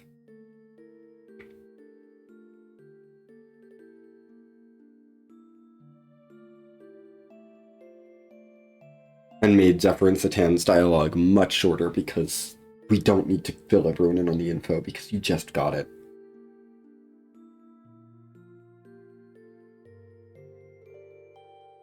Also, Dan's here.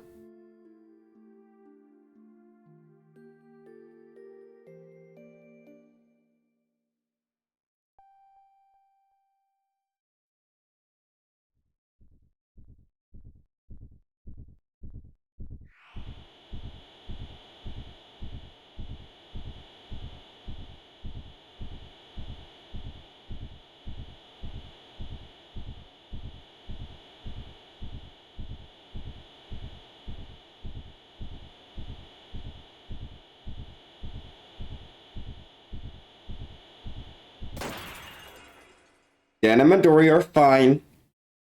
We won't know for sure in this run, but in cutscene percent, we see both of them just fine at the end of the game.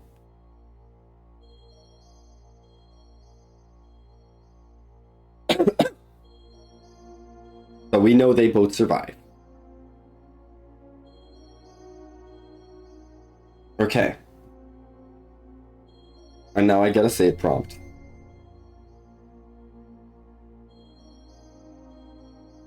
I don't need to actually take it though.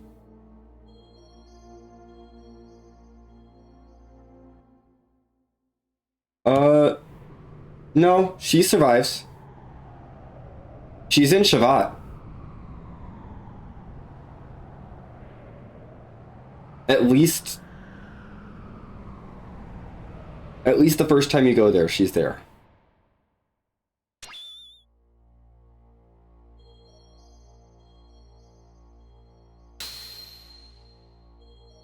I don't remember if she's there after it's fallen, but I would assume so. I know you can visit her in Shavat the first time. I don't think she's there at the Snowfield hideout, but I'd assume she survives. At least for a good portion of the story. But she's definitely alive after Lehan. Because you can talk to her when you visit Shavat the first time, and she's just hanging out.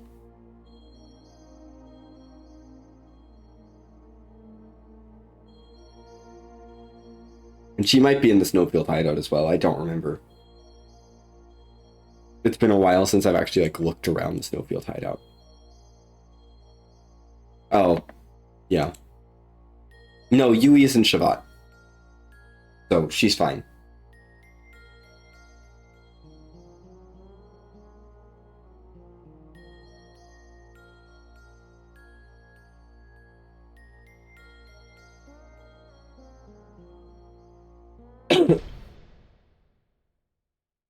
And it's not just Perfect Works, it's she physically shows up in the game there.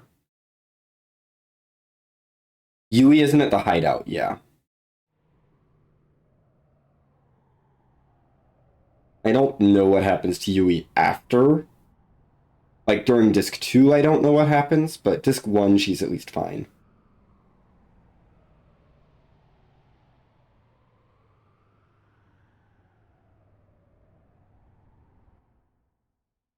Yeah, Midori's in the hideout, for sure. I don't know that Yui's there.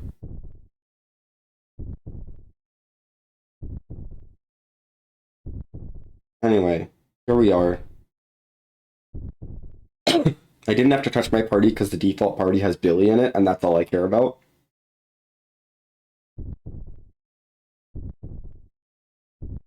If I had to go into the menu for any reason, I would bring Rico in to not take turns, but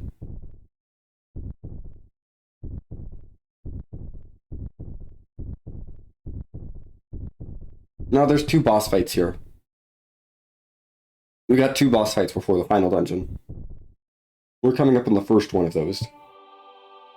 And of course, there's the final boss sequence.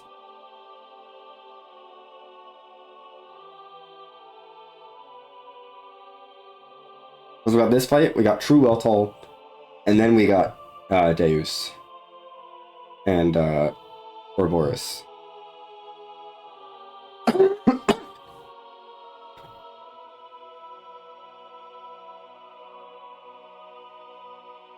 And then we'll be done. Well, after 14 minutes after Ouroboros, we'll be done. Because the end time isn't until after the credits.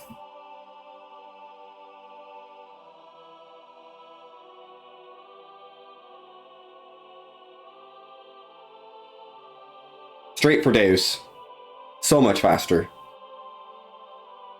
Even NMG goes straight for Deus. The pillars are not worth it.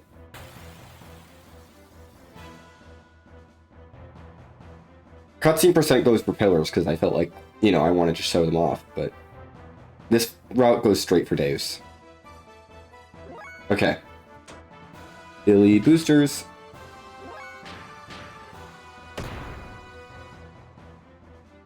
This is the Billy show.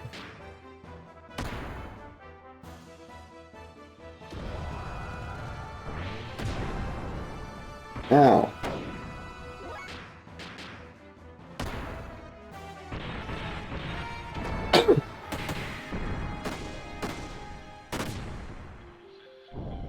And that's the fight.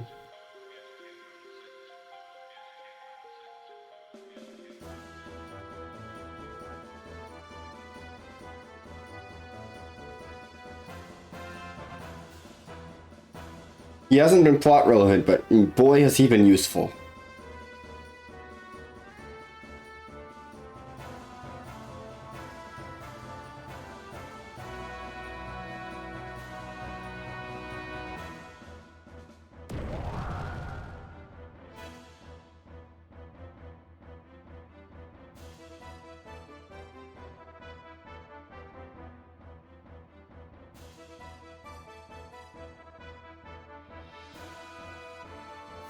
Oh my goodness, so much psychic damage was just taken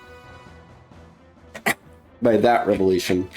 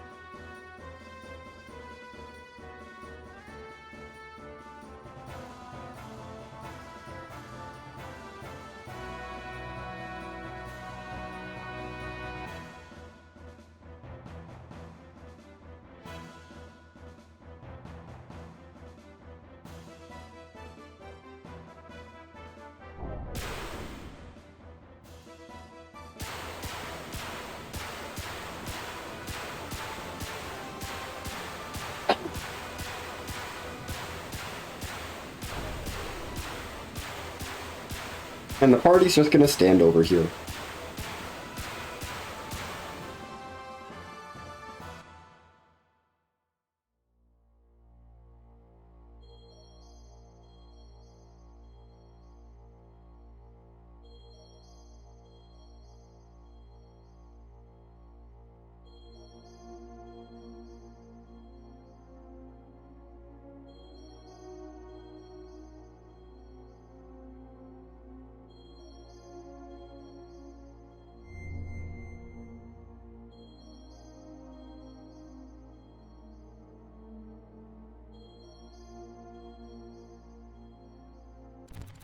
Yep. They're just gonna stand there the whole time. They just don't do anything here now. Like, we're not even... I'm not even sure if it matters that they showed up. Oh, yes. This is where Faye is gonna mediate a dispute between his other selves in his own mind for like half an hour. And this is our gameplay.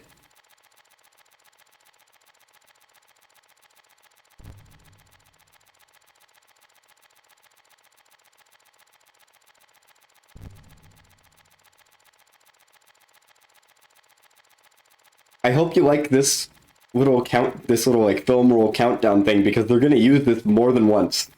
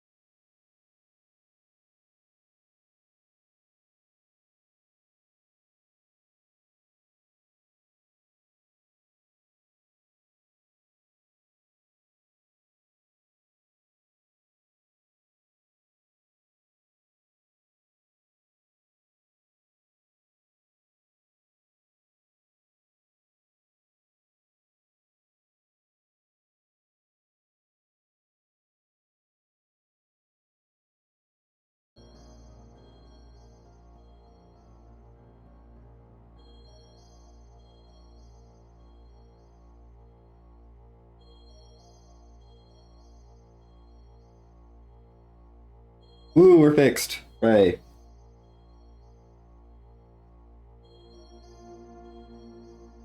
Yep. We are back to normal. Thank you, Photobob. Okay, you just missed some of Faye's backstory, whatever.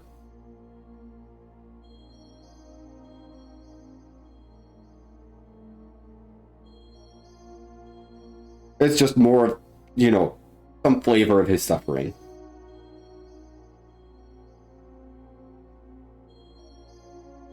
You didn't actually miss anything super important.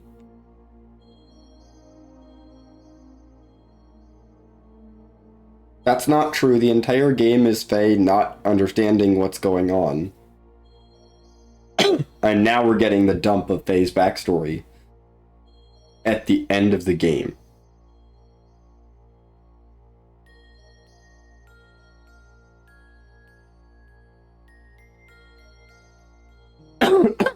Mm-hmm.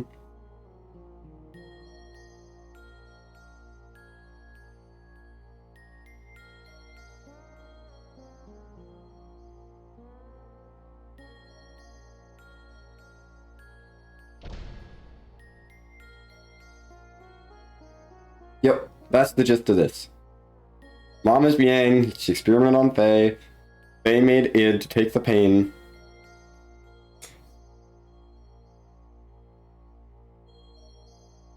And then Faye's like childhood self created, or no, On created extra Faye on top of that to be like adult Faye, who could be able to like Faye who was more grown up and mature and able to handle things a little bit better than child Faye who was like, I don't want to experience the world anymore.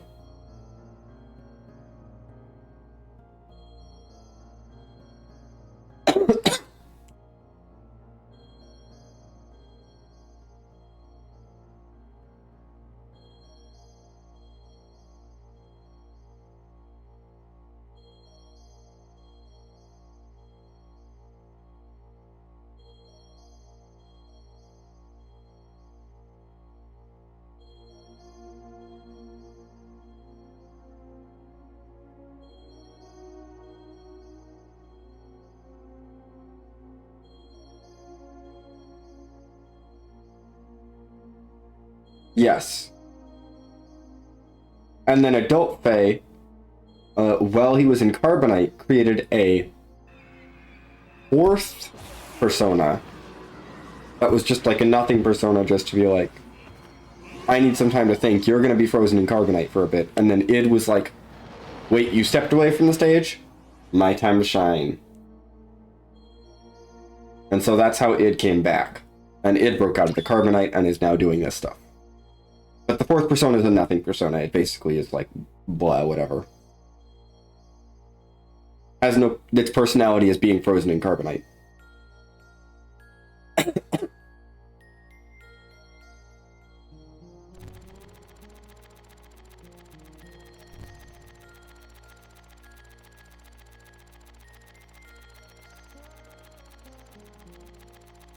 And so since it didn't get to experience any of the world, it doesn't have to really be assimilated back in.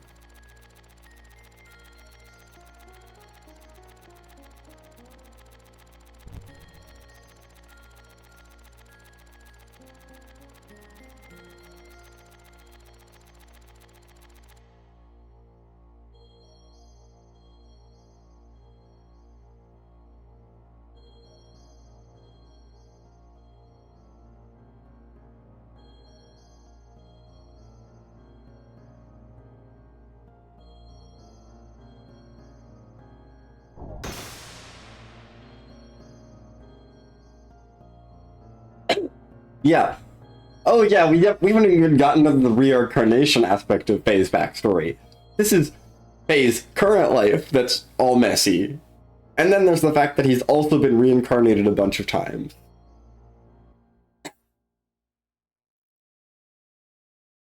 This game is a mess. It's so messy, but I love it.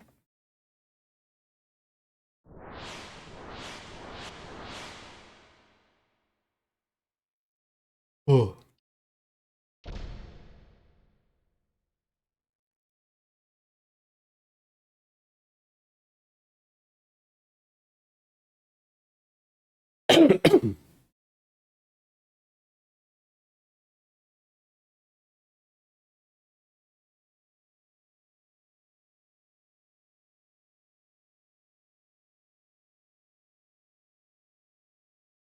Noah? No. No.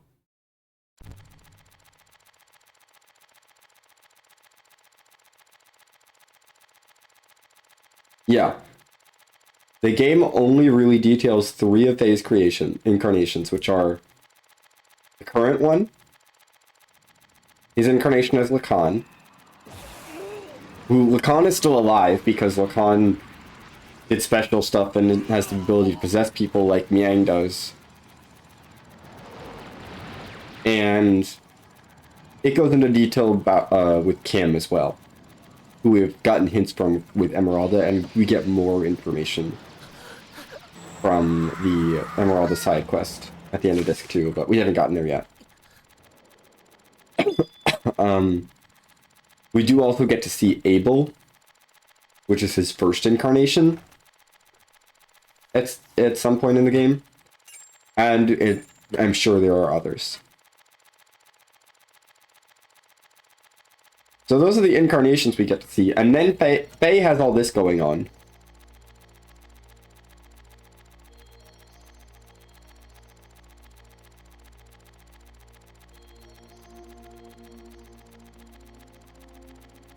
Meanwhile, Lacan became Groff. And I'm gonna say it because we're about to see it. Groff took over Khan. But Groff is inhabiting Khan's body right now. Groff inhabits a whole bunch of bodies. A whole bunch of different bodies.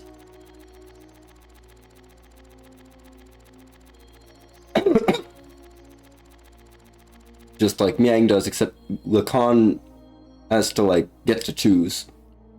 It's not random. He, like, chooses his next body. And by proximity, not just randomly. Anyway, here's Abel. Here's the little bit of Abel we get to see. Running away from Cain and...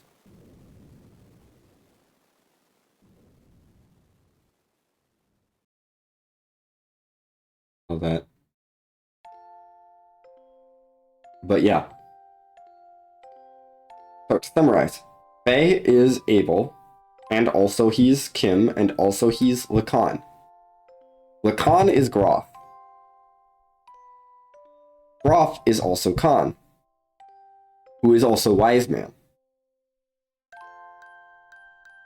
You cannot apply the transitive property to any of these equations. Or to any of these statements.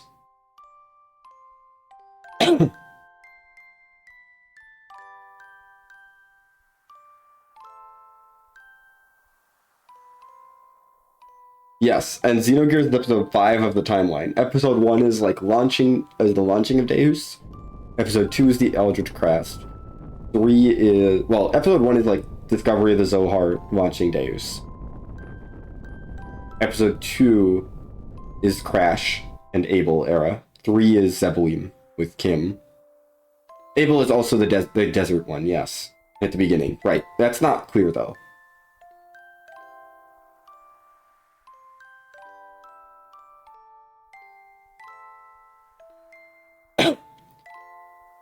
And episode 4 is Solar Shavat. This is episode 5. Episode 6 is what happens after Xenogears. It's not really detailed.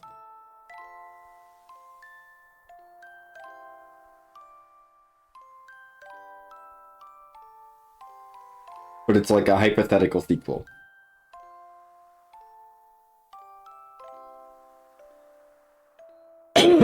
Disc 2 is still part of episode 5. This whole game is episode 5.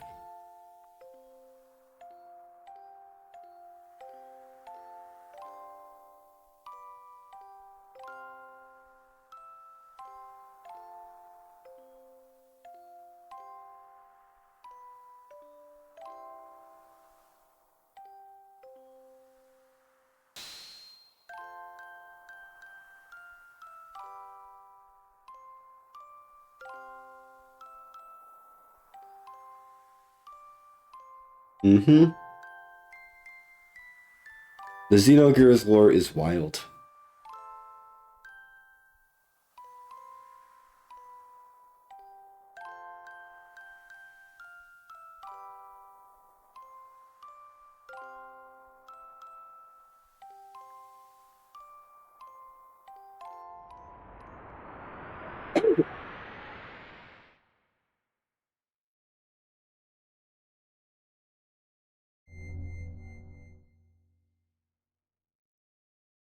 Oh yeah, now that we've had our flashbacks, it's time to talk to the wave existence. Everyone loves the wave existence.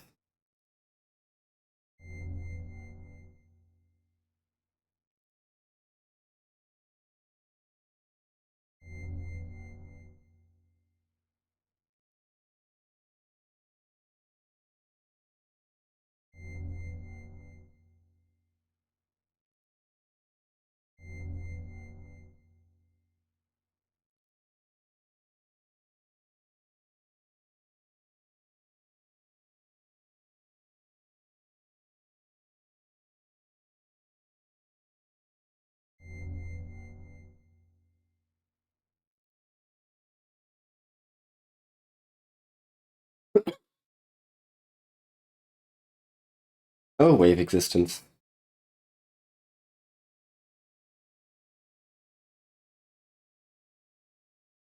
Wave existence does mean we're getting close to the end of this sequence. And then we just have the plan TM, which is the whole sequence of blowing up the Merkava, and then the final dungeon. And that's it. We are so close.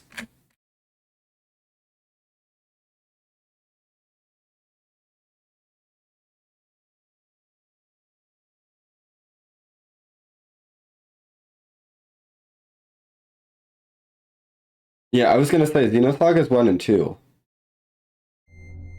It's episodes 1 and 2, because it's the creation, it's this, like, discovery of the Zohar and, like, the sort of creation of the Deus weapon from the wave existence.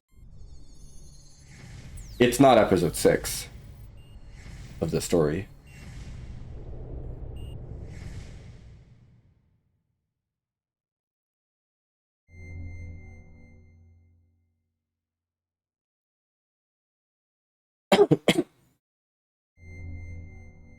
And Xenoblade doesn't tie directly into the episodes at all.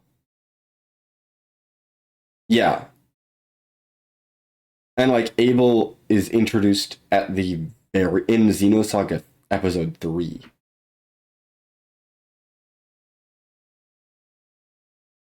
As like a thing, as a character that exists. So it's very much 1 and 2.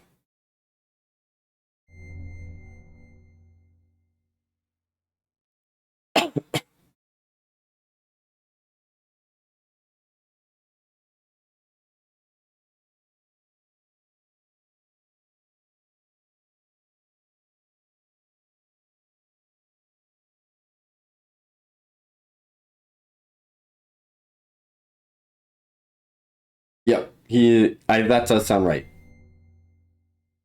He is going, like, I forget the exact lore. It's been a while since I experienced the story of Xenosaga episode 3. But yeah.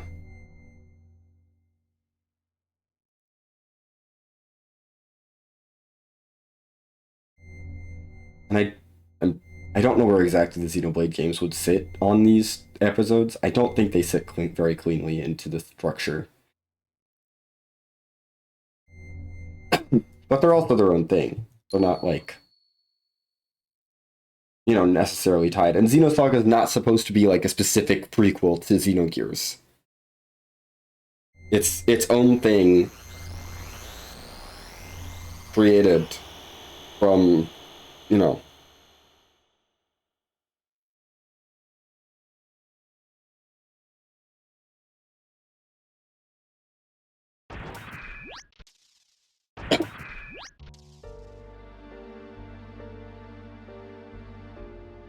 that.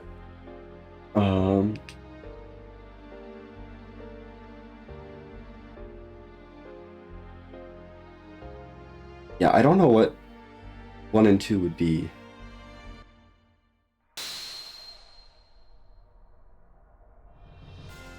Yeah. There's just a few little things. It doesn't really fit. There's this discovery of the Zohar and people doing irresponsible things with it. And then, like, the whole universe splitting. So Xenoblade 1 and 2 happen at the same time. There's an argument to be made that, like, Torna is kind of the episode 4 of the Xenoblade timeline, which is its own separate thing. If 1 and 2 are episode 5, and then theoretically maybe 3 is episode 6, but it's like, it's messy. I don't really ascribe it to the episode structure of Xenogears. It's its own thing.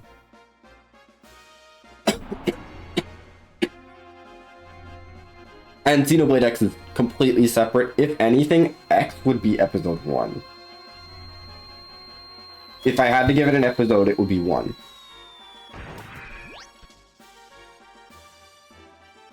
Because it is specifically, like... I would say... Yeah. It gets real messy if you try to fit everything else into Xenogears lore episodes. That makes more sense. That like Xenoblade 2's episode 4, the Xenoblade 1 and Xenoblade 2 have to be the same episode because they happen simultaneously in just parallel dimensions that then get merged together. So if those are 4, yeah. Ooh, yes, Future Connected's episode 5 and 3 is 6. I like it. I like it. I'm sold. Future Connected is yeah, Redeemed. You're right. Redeemed is what I was. That's what I thought. I got you. Connected is also after 1 though, but before. Future Connected is weird. We can just shove that off to the side. It's a weird. It's in a weird place in the lore.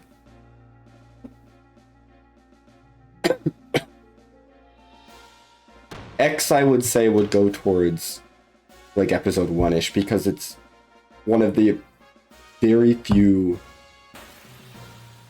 It's the only time we see Earth.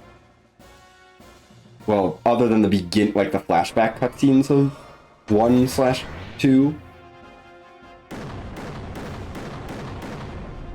Yeah, 1 and 2 can be jointly considered the same episode, absolutely. Anyway, we're doing a fight. I should actually, like, focus. Yeah, they are the same episode for sure. Both of them are the same. We know that they happen simultaneously and they end at the same time.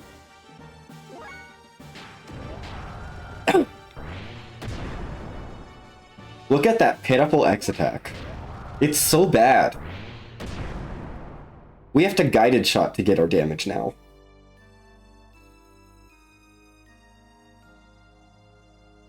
Ugh, ads. Oh well.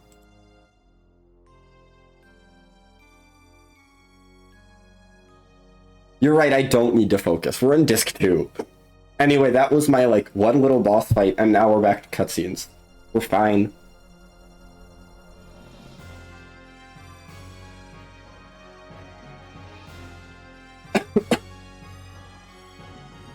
Yeah. I feel like X would align with episode 1. Yeah. XB 1 and 2 could both be 4.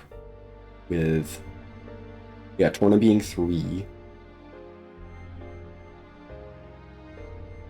That was the last boss before the final dungeon. That's it.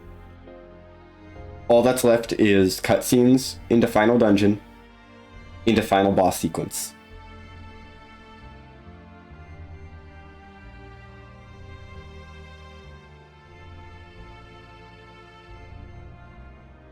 Yes. Yes, it does. There is so much. Oh, yeah. No, Disc 2 is the kind of thing where you should play it more than once so that you can get all the lore, because there's a lot of lore. It does look like that. Plus, you know, the whole booger thing. Like, he doesn't have, like, a nose. Yeah, X is not in the same timeline, I don't think, as the main trilogy. I feel like X could fit with episode 1, but it's not the same timeline. It's not the same universe.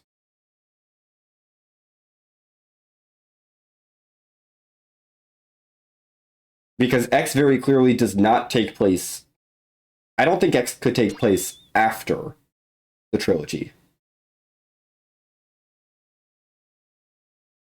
But it clearly starts around the same time as Faust doing his experiment.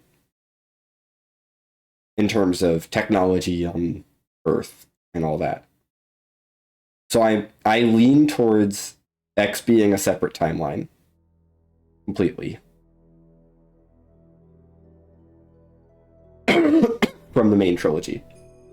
Which of course has its own thing of 1 and 2 being 2 separate universes that combine back together for 3.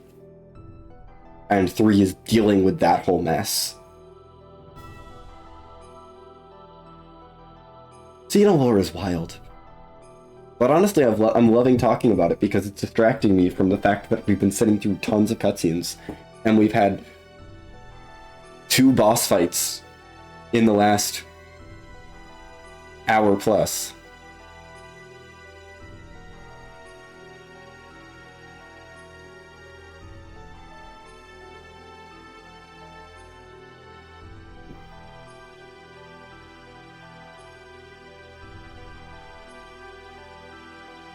I don't expect any retcons in the X remake.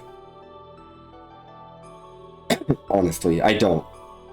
I don't expect... There might be a couple more references added, but I don't expect any sort of, like, major... I don't expect any lore change, any real lore change.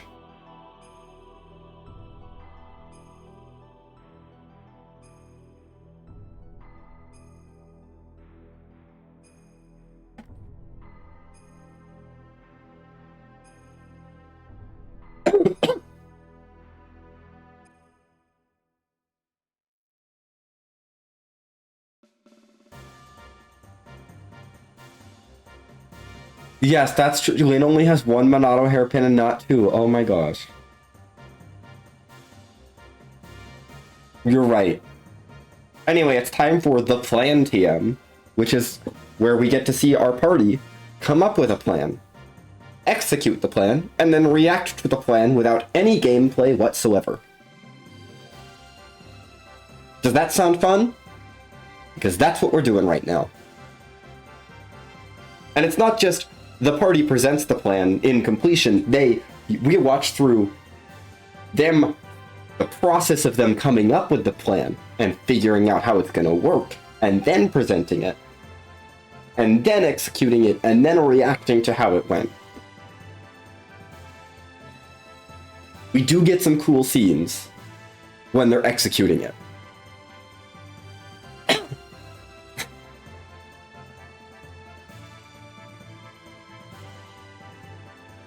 Yeah, the cutscene for the plan is great, but it has no music.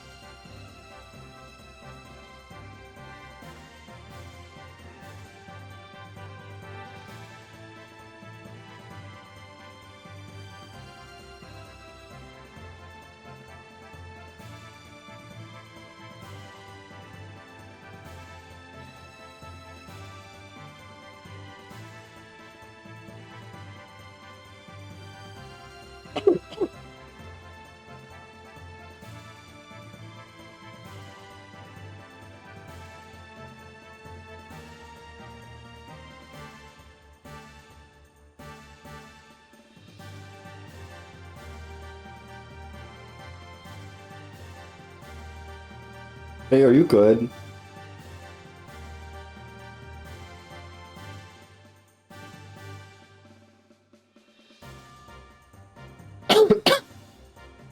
I love that they bring up the fact that the enemy uses nanomachines to disassemble things, or to have nano-assemblers so he can't destroy them. And then Tora's like, don't worry about it, I solved this problem with other nanomachines. This whole problem that we brought up, we've solved it already, and it's basically not relevant to us anymore. Why was this a plot point that we needed to have then? Because as soon as it's brought up, it's already solved. We spent time talking about it. Not solving it, just talking about it, and about how we solved it already.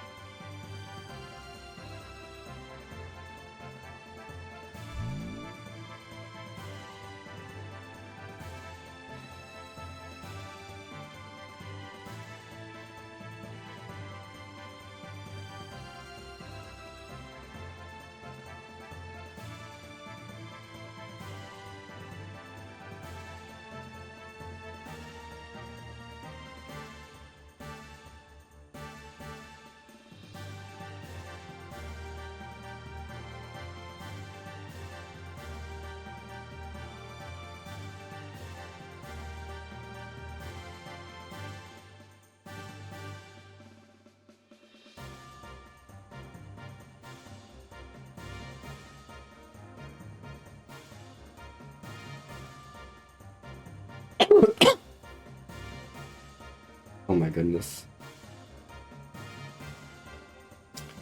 So much. Working through this plan.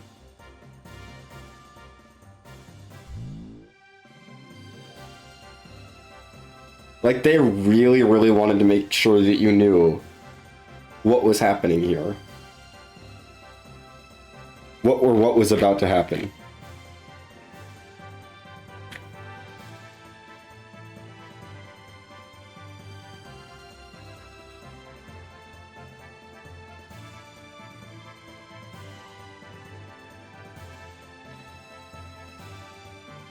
Yes.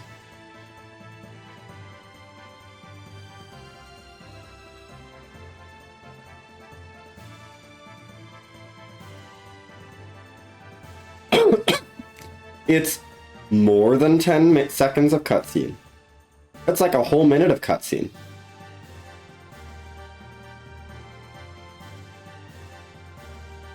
Oh yeah, they did need a reason that we can't use the Yggdrasil 4 in the end game. Yeah, they did need a good reason for why we can't use it in the end game. Okay. We finished planning. We get a little narration. And now it's cutscene. It's the plan. Execution.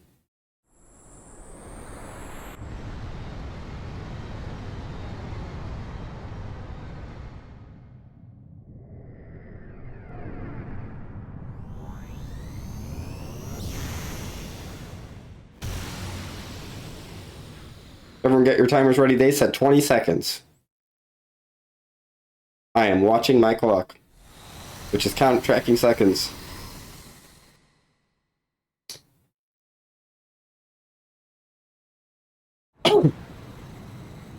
And that's already 20 seconds. I guess we should account for load times.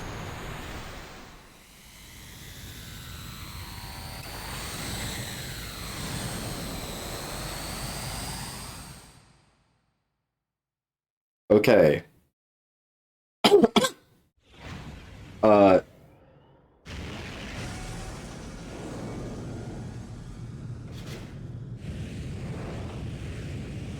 I'm sorry, that beam was firing for 35 seconds.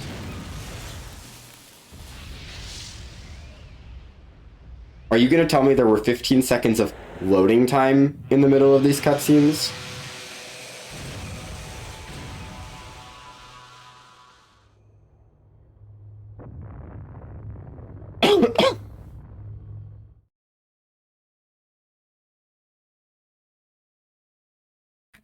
Oh, they had 40 seconds of... Okay, they're fine then. 35 seconds of beam firing. We're fine.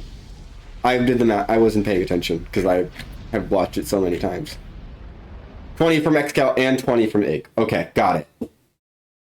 So the beam only fired for 35 seconds, so we're good. We're good. I have no complaints then. We're fine. They represented it accurately and well. No more problems. I honestly kind of wasn't expecting it.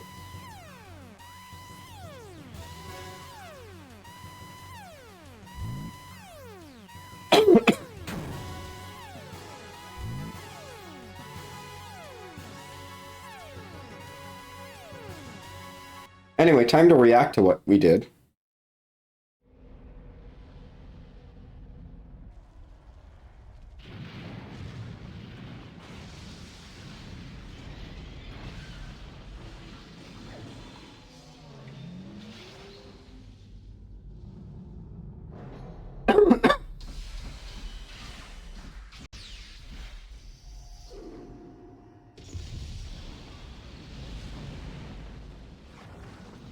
Yeah, we solved the problem by making a bigger problem.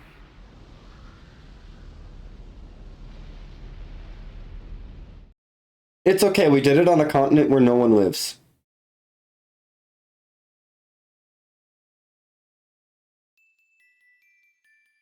So it's fine, right?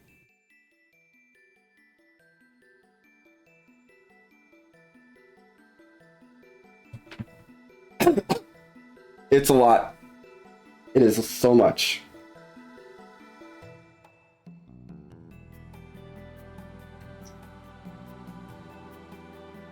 Okay.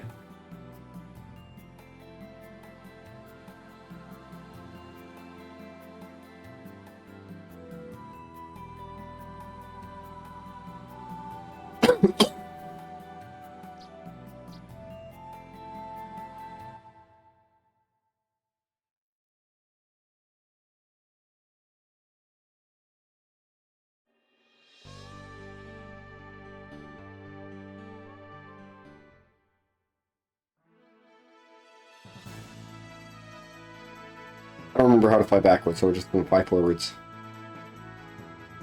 I know flying backwards is faster, but I don't remember how to fly backwards. I'm not feeling like learning now.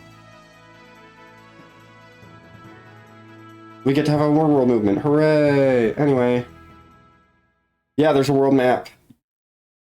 There we go. That was our one little bit of world map on disc 2.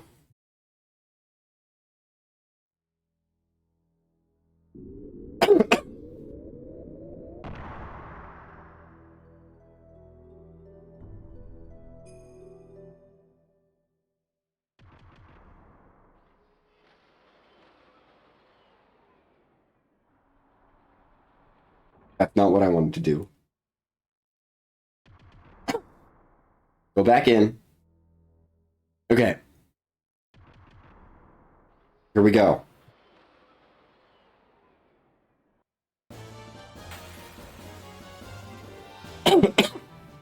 Oh my gosh.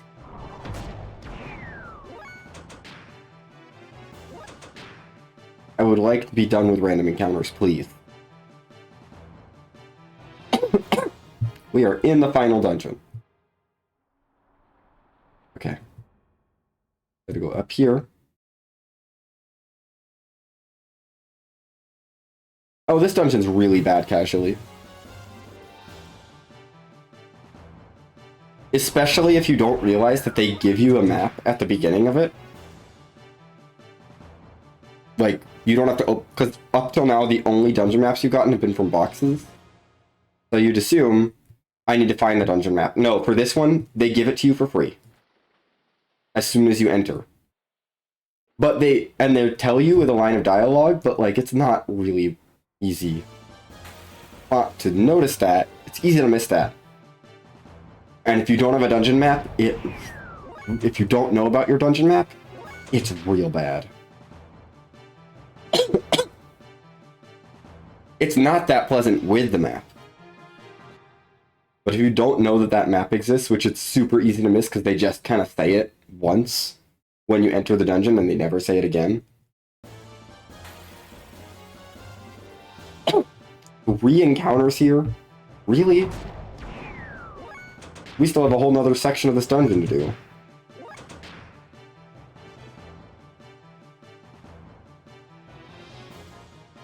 I will be saving before the final boss, even though I don't think I need to. Just in case.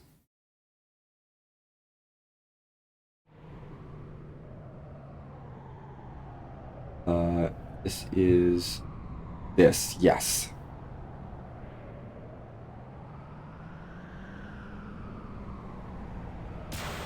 Nope, I had the wrong one.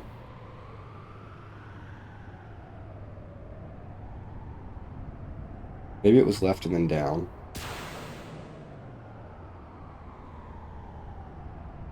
I'm trying to remember the specific, like, positions for not taking damage from any of these lasers. I think this is it. I think it was left then down, and I put down and left. It doesn't matter.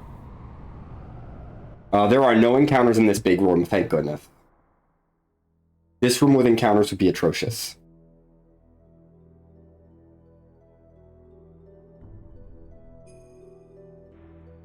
But there are no encounters in this room. There are encounters in, like, the side passages around the outside, but nothing in this main room.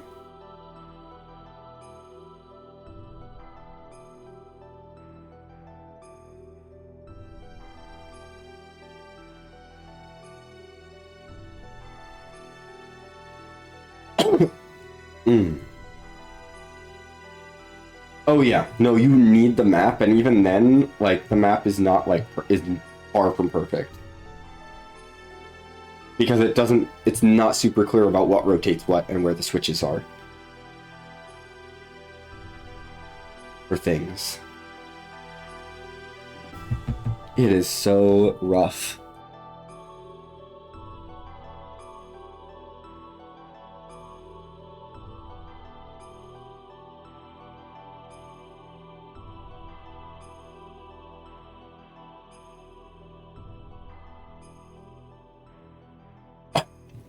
Oh yeah, this dungeon's great aesthetic. Just oof, rough time.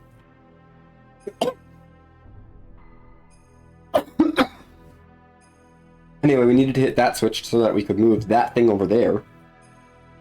And now we backtrack.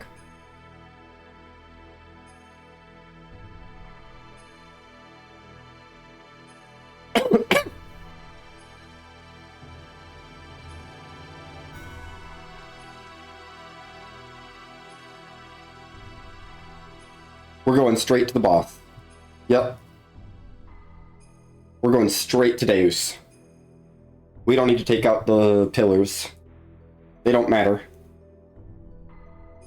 We've got so much power, we're gonna breeze through that phase, no problem.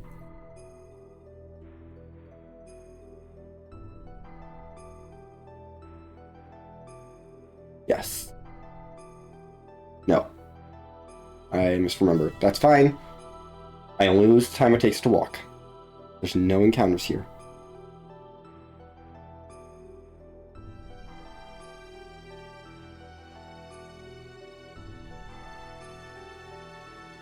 I think it's this way, yeah.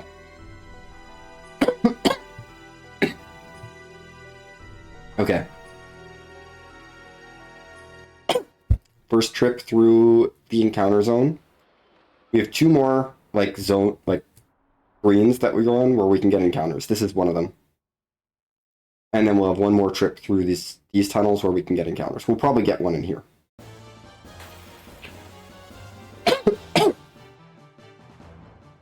Yeah, it's really rough, casually, to ignore the pillars. I did the pillars casually. But also, the pillars are the strat if you have everyone upgraded.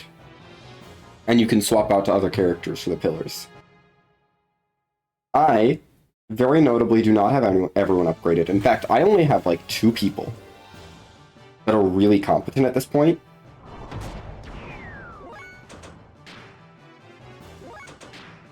And Faye is a stretch.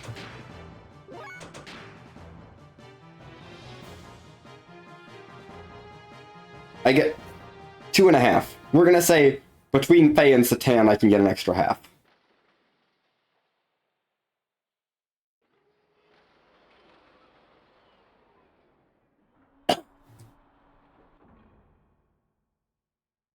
So we're not taking out the pillars.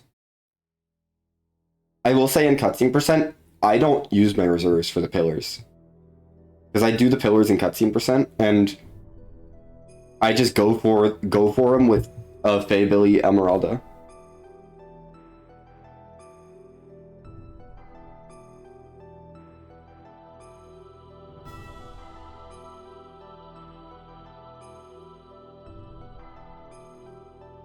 Anyway, we have to hit this switch as well.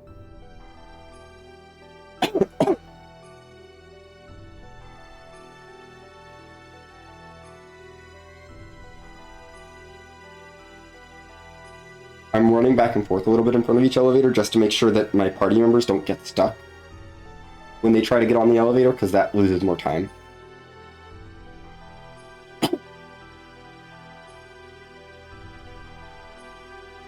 Yeah, that's not good.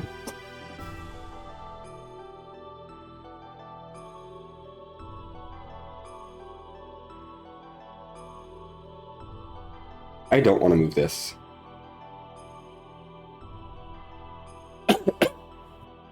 Yeah, no, I don't. You go through this door, just keep north.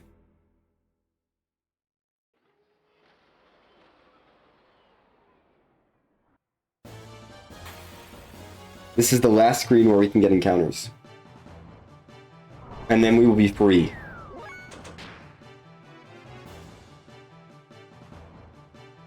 For a perspective as to how far behind we are, my PB is watching the credits now.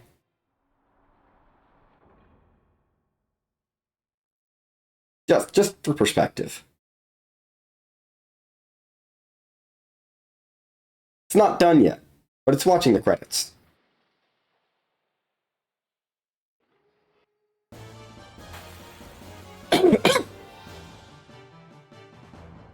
Maybe not quite watching the credits. We might still be in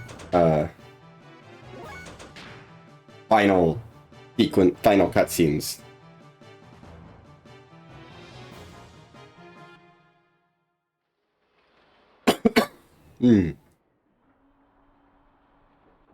I know in my casual playthrough I took out all 4 pillars. The pillars are rough though. Like, and they're not fast. It's like, they have a lot of hit points. Like, I've routed them in for cutscene percent, but they're not pleasant.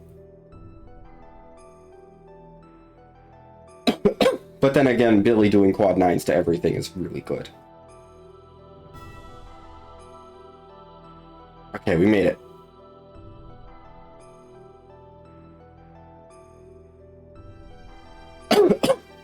Out of that room.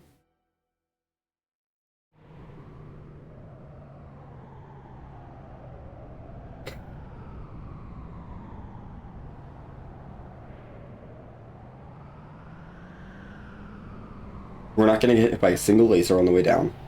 Not that that really matters. I genuinely don't remember what these lasers do if you hit them.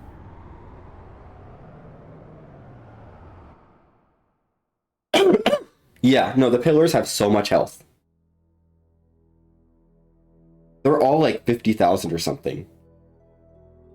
And the final Deus without taking out the pillars is like 65. It's like, yeah, the final Deus without taking out the pillars is like 65,000. It's not that much.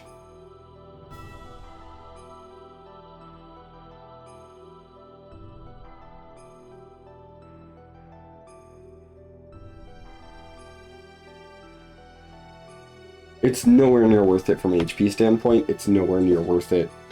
I don't know. If you are not trying to like, if you're taking a lot of damage for hitting the pillars and you're trying to use those party members for Deus, not good. We need Billy here.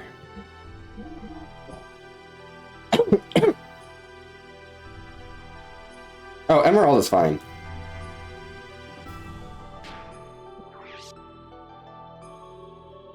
We're saving just to save. How much time have I taken? Ugh. We're at the 14-hour mark right now. We will be under estimate. This final sequence is only like 25. We're looking right about estimate, which is not good. This is not a good run at all. We're gonna be right on estimate, which is fine. I know we started a little early, so we're fine.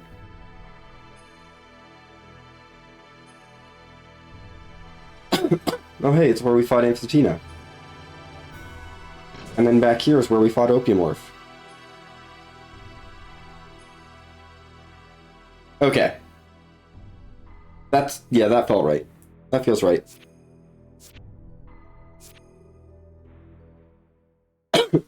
Killing the pillars knocks off 35k, but each of them has more health than that. It is absolutely not worth it for me to fight any of the pillars.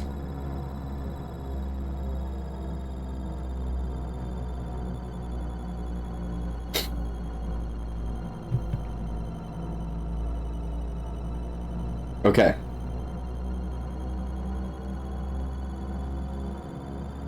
Yeah, it puts him into phase 2 and locks a bunch of his nasty attacks.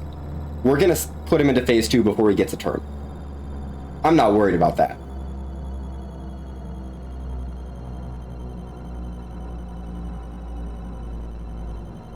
We have such power with this party. Deus will be in phase 2 before he gets a turn. Here we go.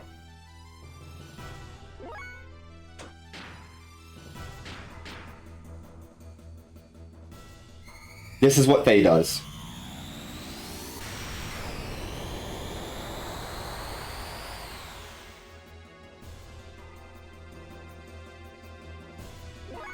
Billy, go for booster. Oop.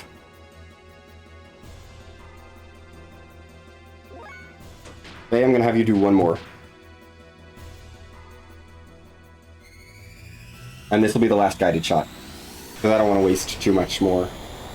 It's a lot of animation time. For the quad 9. Not really worth.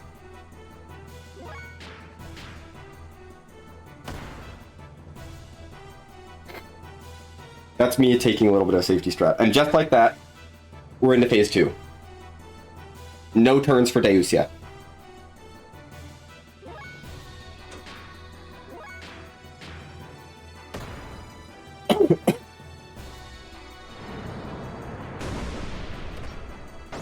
The Tan is here just because he's the tankiest.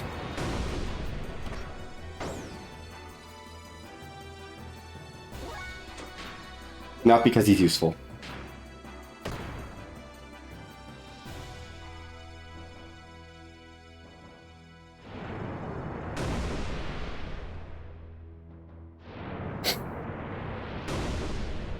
He's sure to just take hits.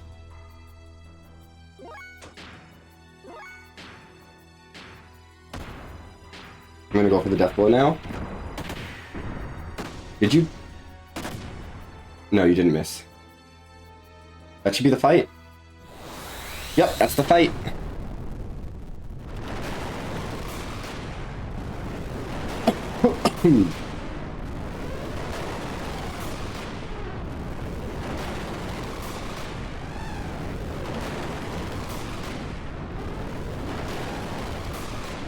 Time is not yet. We are still many minutes away from time.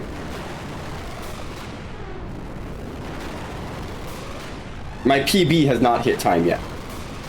And we are so far behind. Time is not until the words "the end" show up on the screen. That is so many minutes away. It's not even just that one last battle. We have 14 minutes after that last battle. Before time. We have one more battle, and then 14 minutes extra.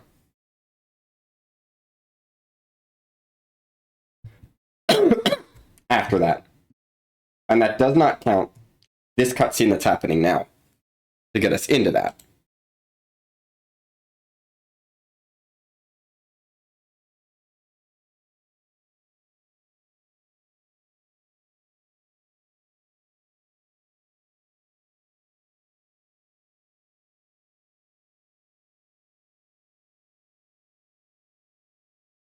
Oh yeah, no, the last one is not hard. The Ouroboros fight is trivial.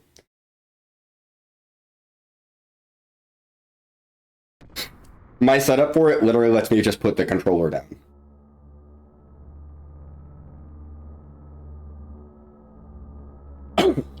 After the first couple turns, I could just put the controller down.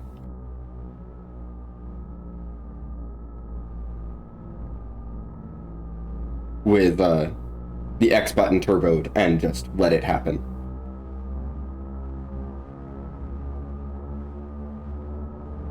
Yeah. It takes effort to lose it. Exactly. Ouroboros is not a tough fight at all.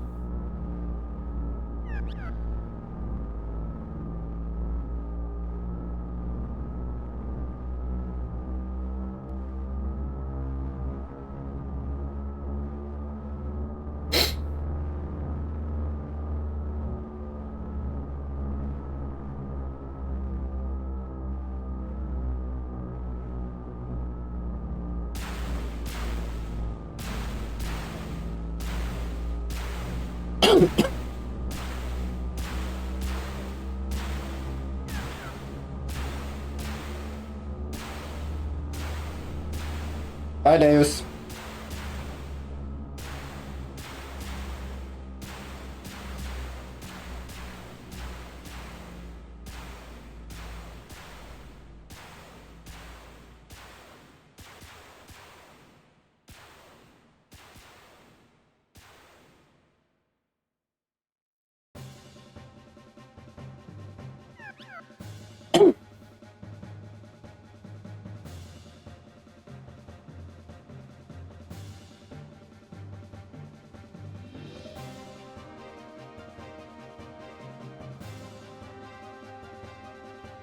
We gotta get this in one more time.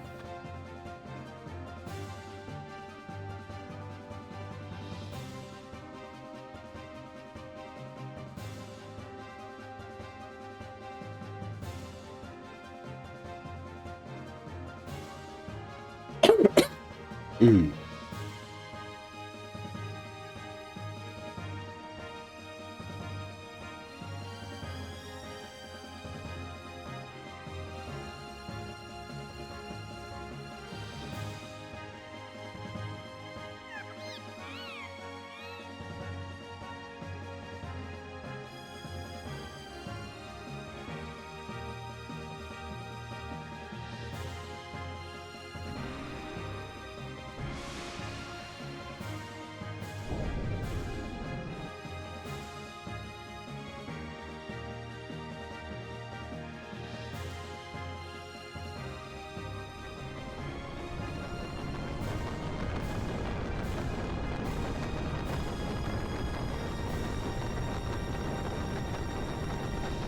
Yes, exactly. They're wasting time talking. Deus is going away.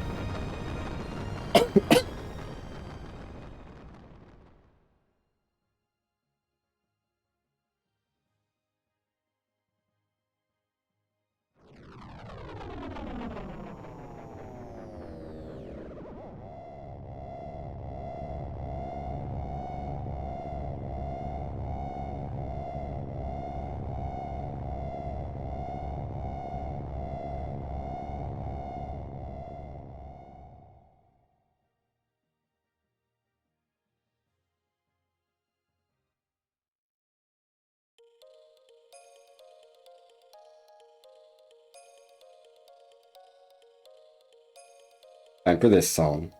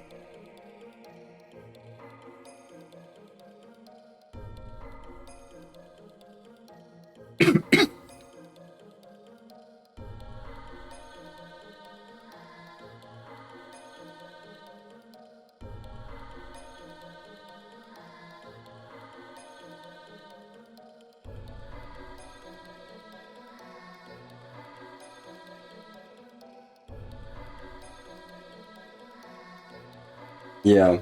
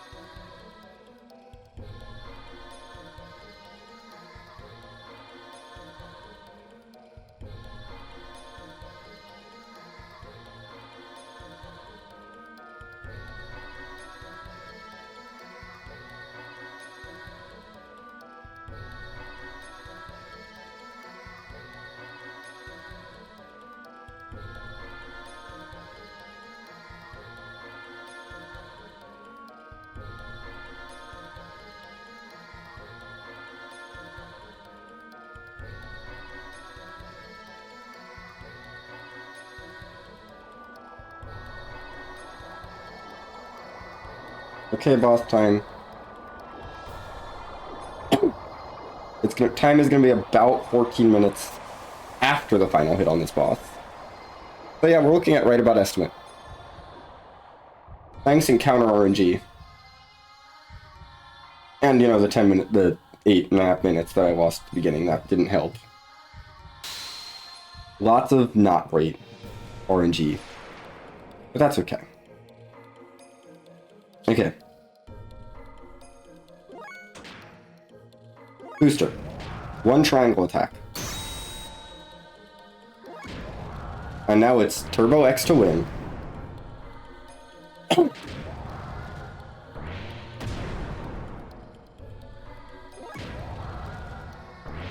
This is the fight.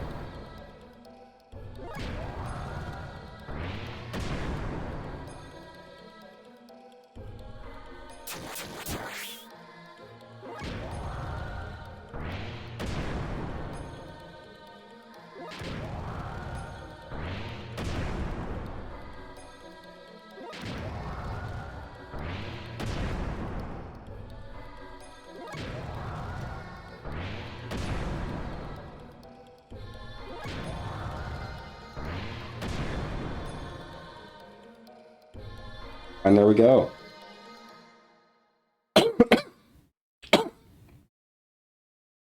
We have about 14 minutes and 7 seconds before time. So we'll be a couple minutes under estimate still, somehow. Somehow, still more than a minute under estimate. Hooray. What a bad run. Oh, this run was so bad.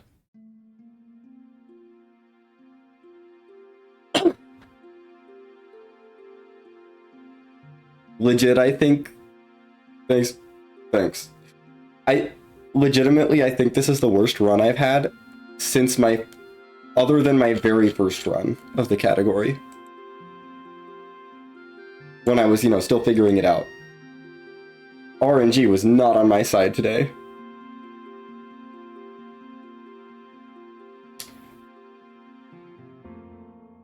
Well, worst run I've completed. I have abandoned runs. Not many, but I have abandoned some. If I lose like hours to something dumb, because I don't save that often, then sure, that run is dead, whatever. But we did it. We'll be sub 1430. EB has been done for 10 minutes. Fine. Thank you all for the GGs. We still gotta watch this whole ending. Not valid till we finish the ending.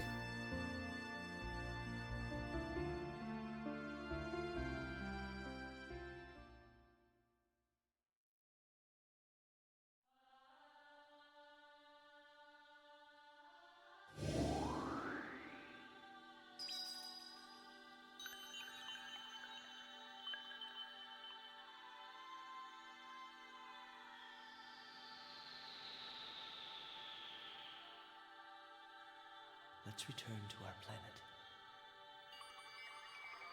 planet. Now at this point I'm really past the point of needing to put in any inputs.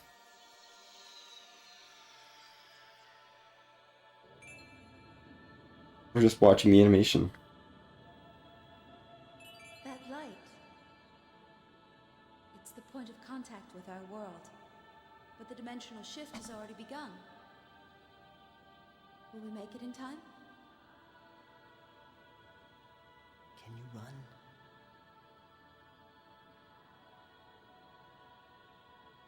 If we're together, I can. Yep, it's done.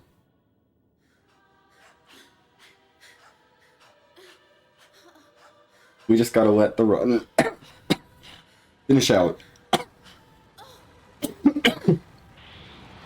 And I just need to, like, not have my internet die or have something crash or something, but that's unlikely.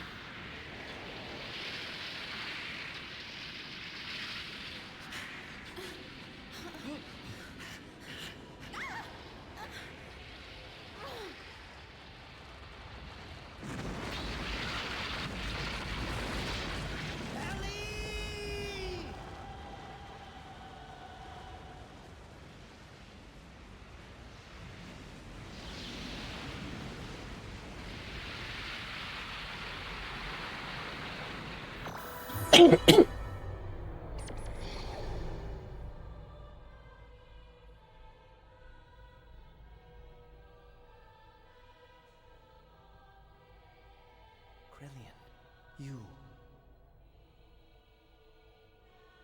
There's no time. This place is about to be destroyed. Now there is no more God. This is no longer their planet. This is your home planet that you are now standing on. Krelian, you aren't going, are you? No.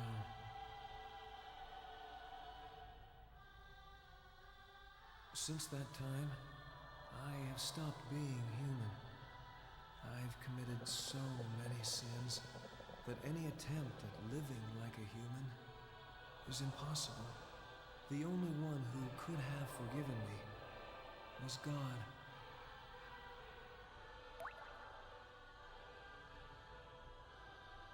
That's not true.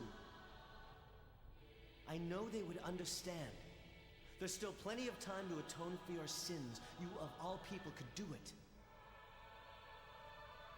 Always the peacemaker, eh, Lacan? Perhaps that's what it means to be human. But regardless, I cannot go. It's something I've already decided. I go to walk with God, even if there's no place left for me upon my return. Because it's their spirits. And they are in space Krelian. and got absorbed by God. But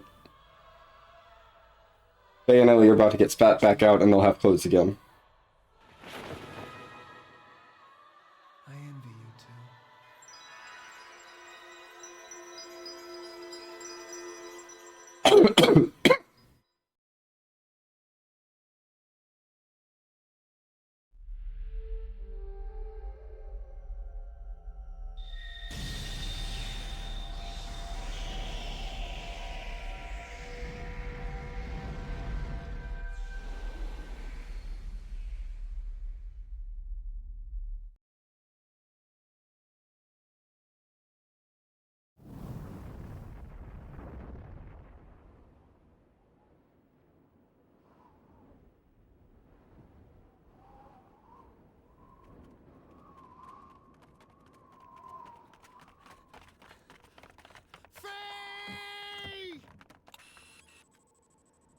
What happened? Waves from the explosion disrupted the ionosphere, making it impossible to get a visual. They were probably caught up in the explosion. That's a lie! He'll come back. He promised us he would. I know it.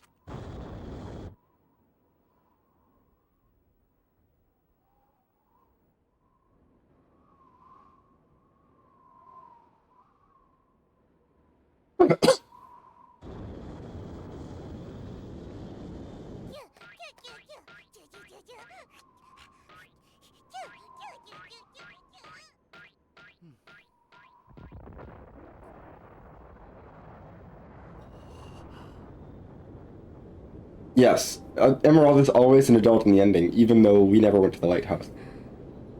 Because that would take time.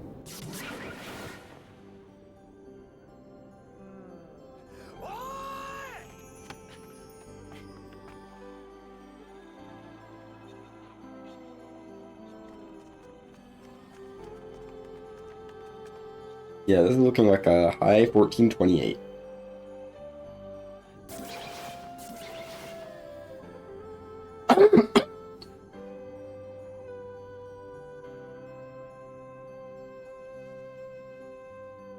Run through the cold of the night as passion burns in your heart.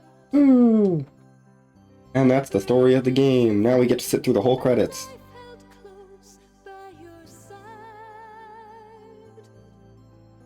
like a proud wolf alone in the dark, with eyes that watch the world, and my name like a shadow on the face of the moon.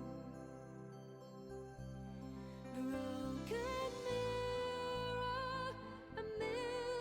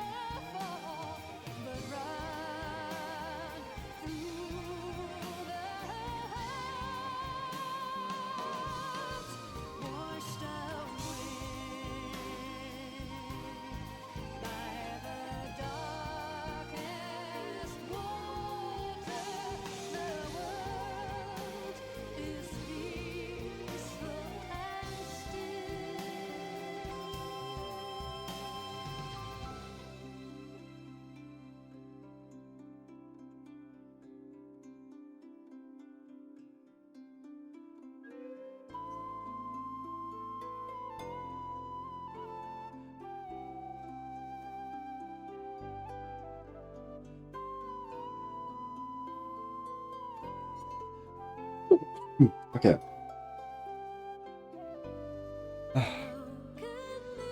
I love this song so much. A million shades of light. The old echo fades away, but just you and I can find the answer, and then we can run to the end of the world. We can run to the end of the world. Run to the end of the world.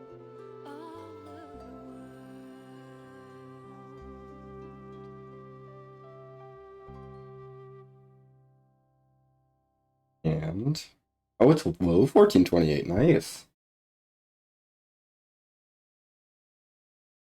Time. Okay. Not bad. Whew. Yeah, looks. Oof. Okay. That was a rough run. Real underestimate, but not a lot. Thanks to the GGs. This has been a lot. A lot of being annoyed at RNG, but we're fine. Thank you all so much. Yes, we don't at episode 6. Sorry, this is episode 5. And that's gonna do it for me. We'll go ahead and get ready for the next run. Thanks so much all for the GGs. And hopefully I'll be back again next year for more of this, and next year will be better than this.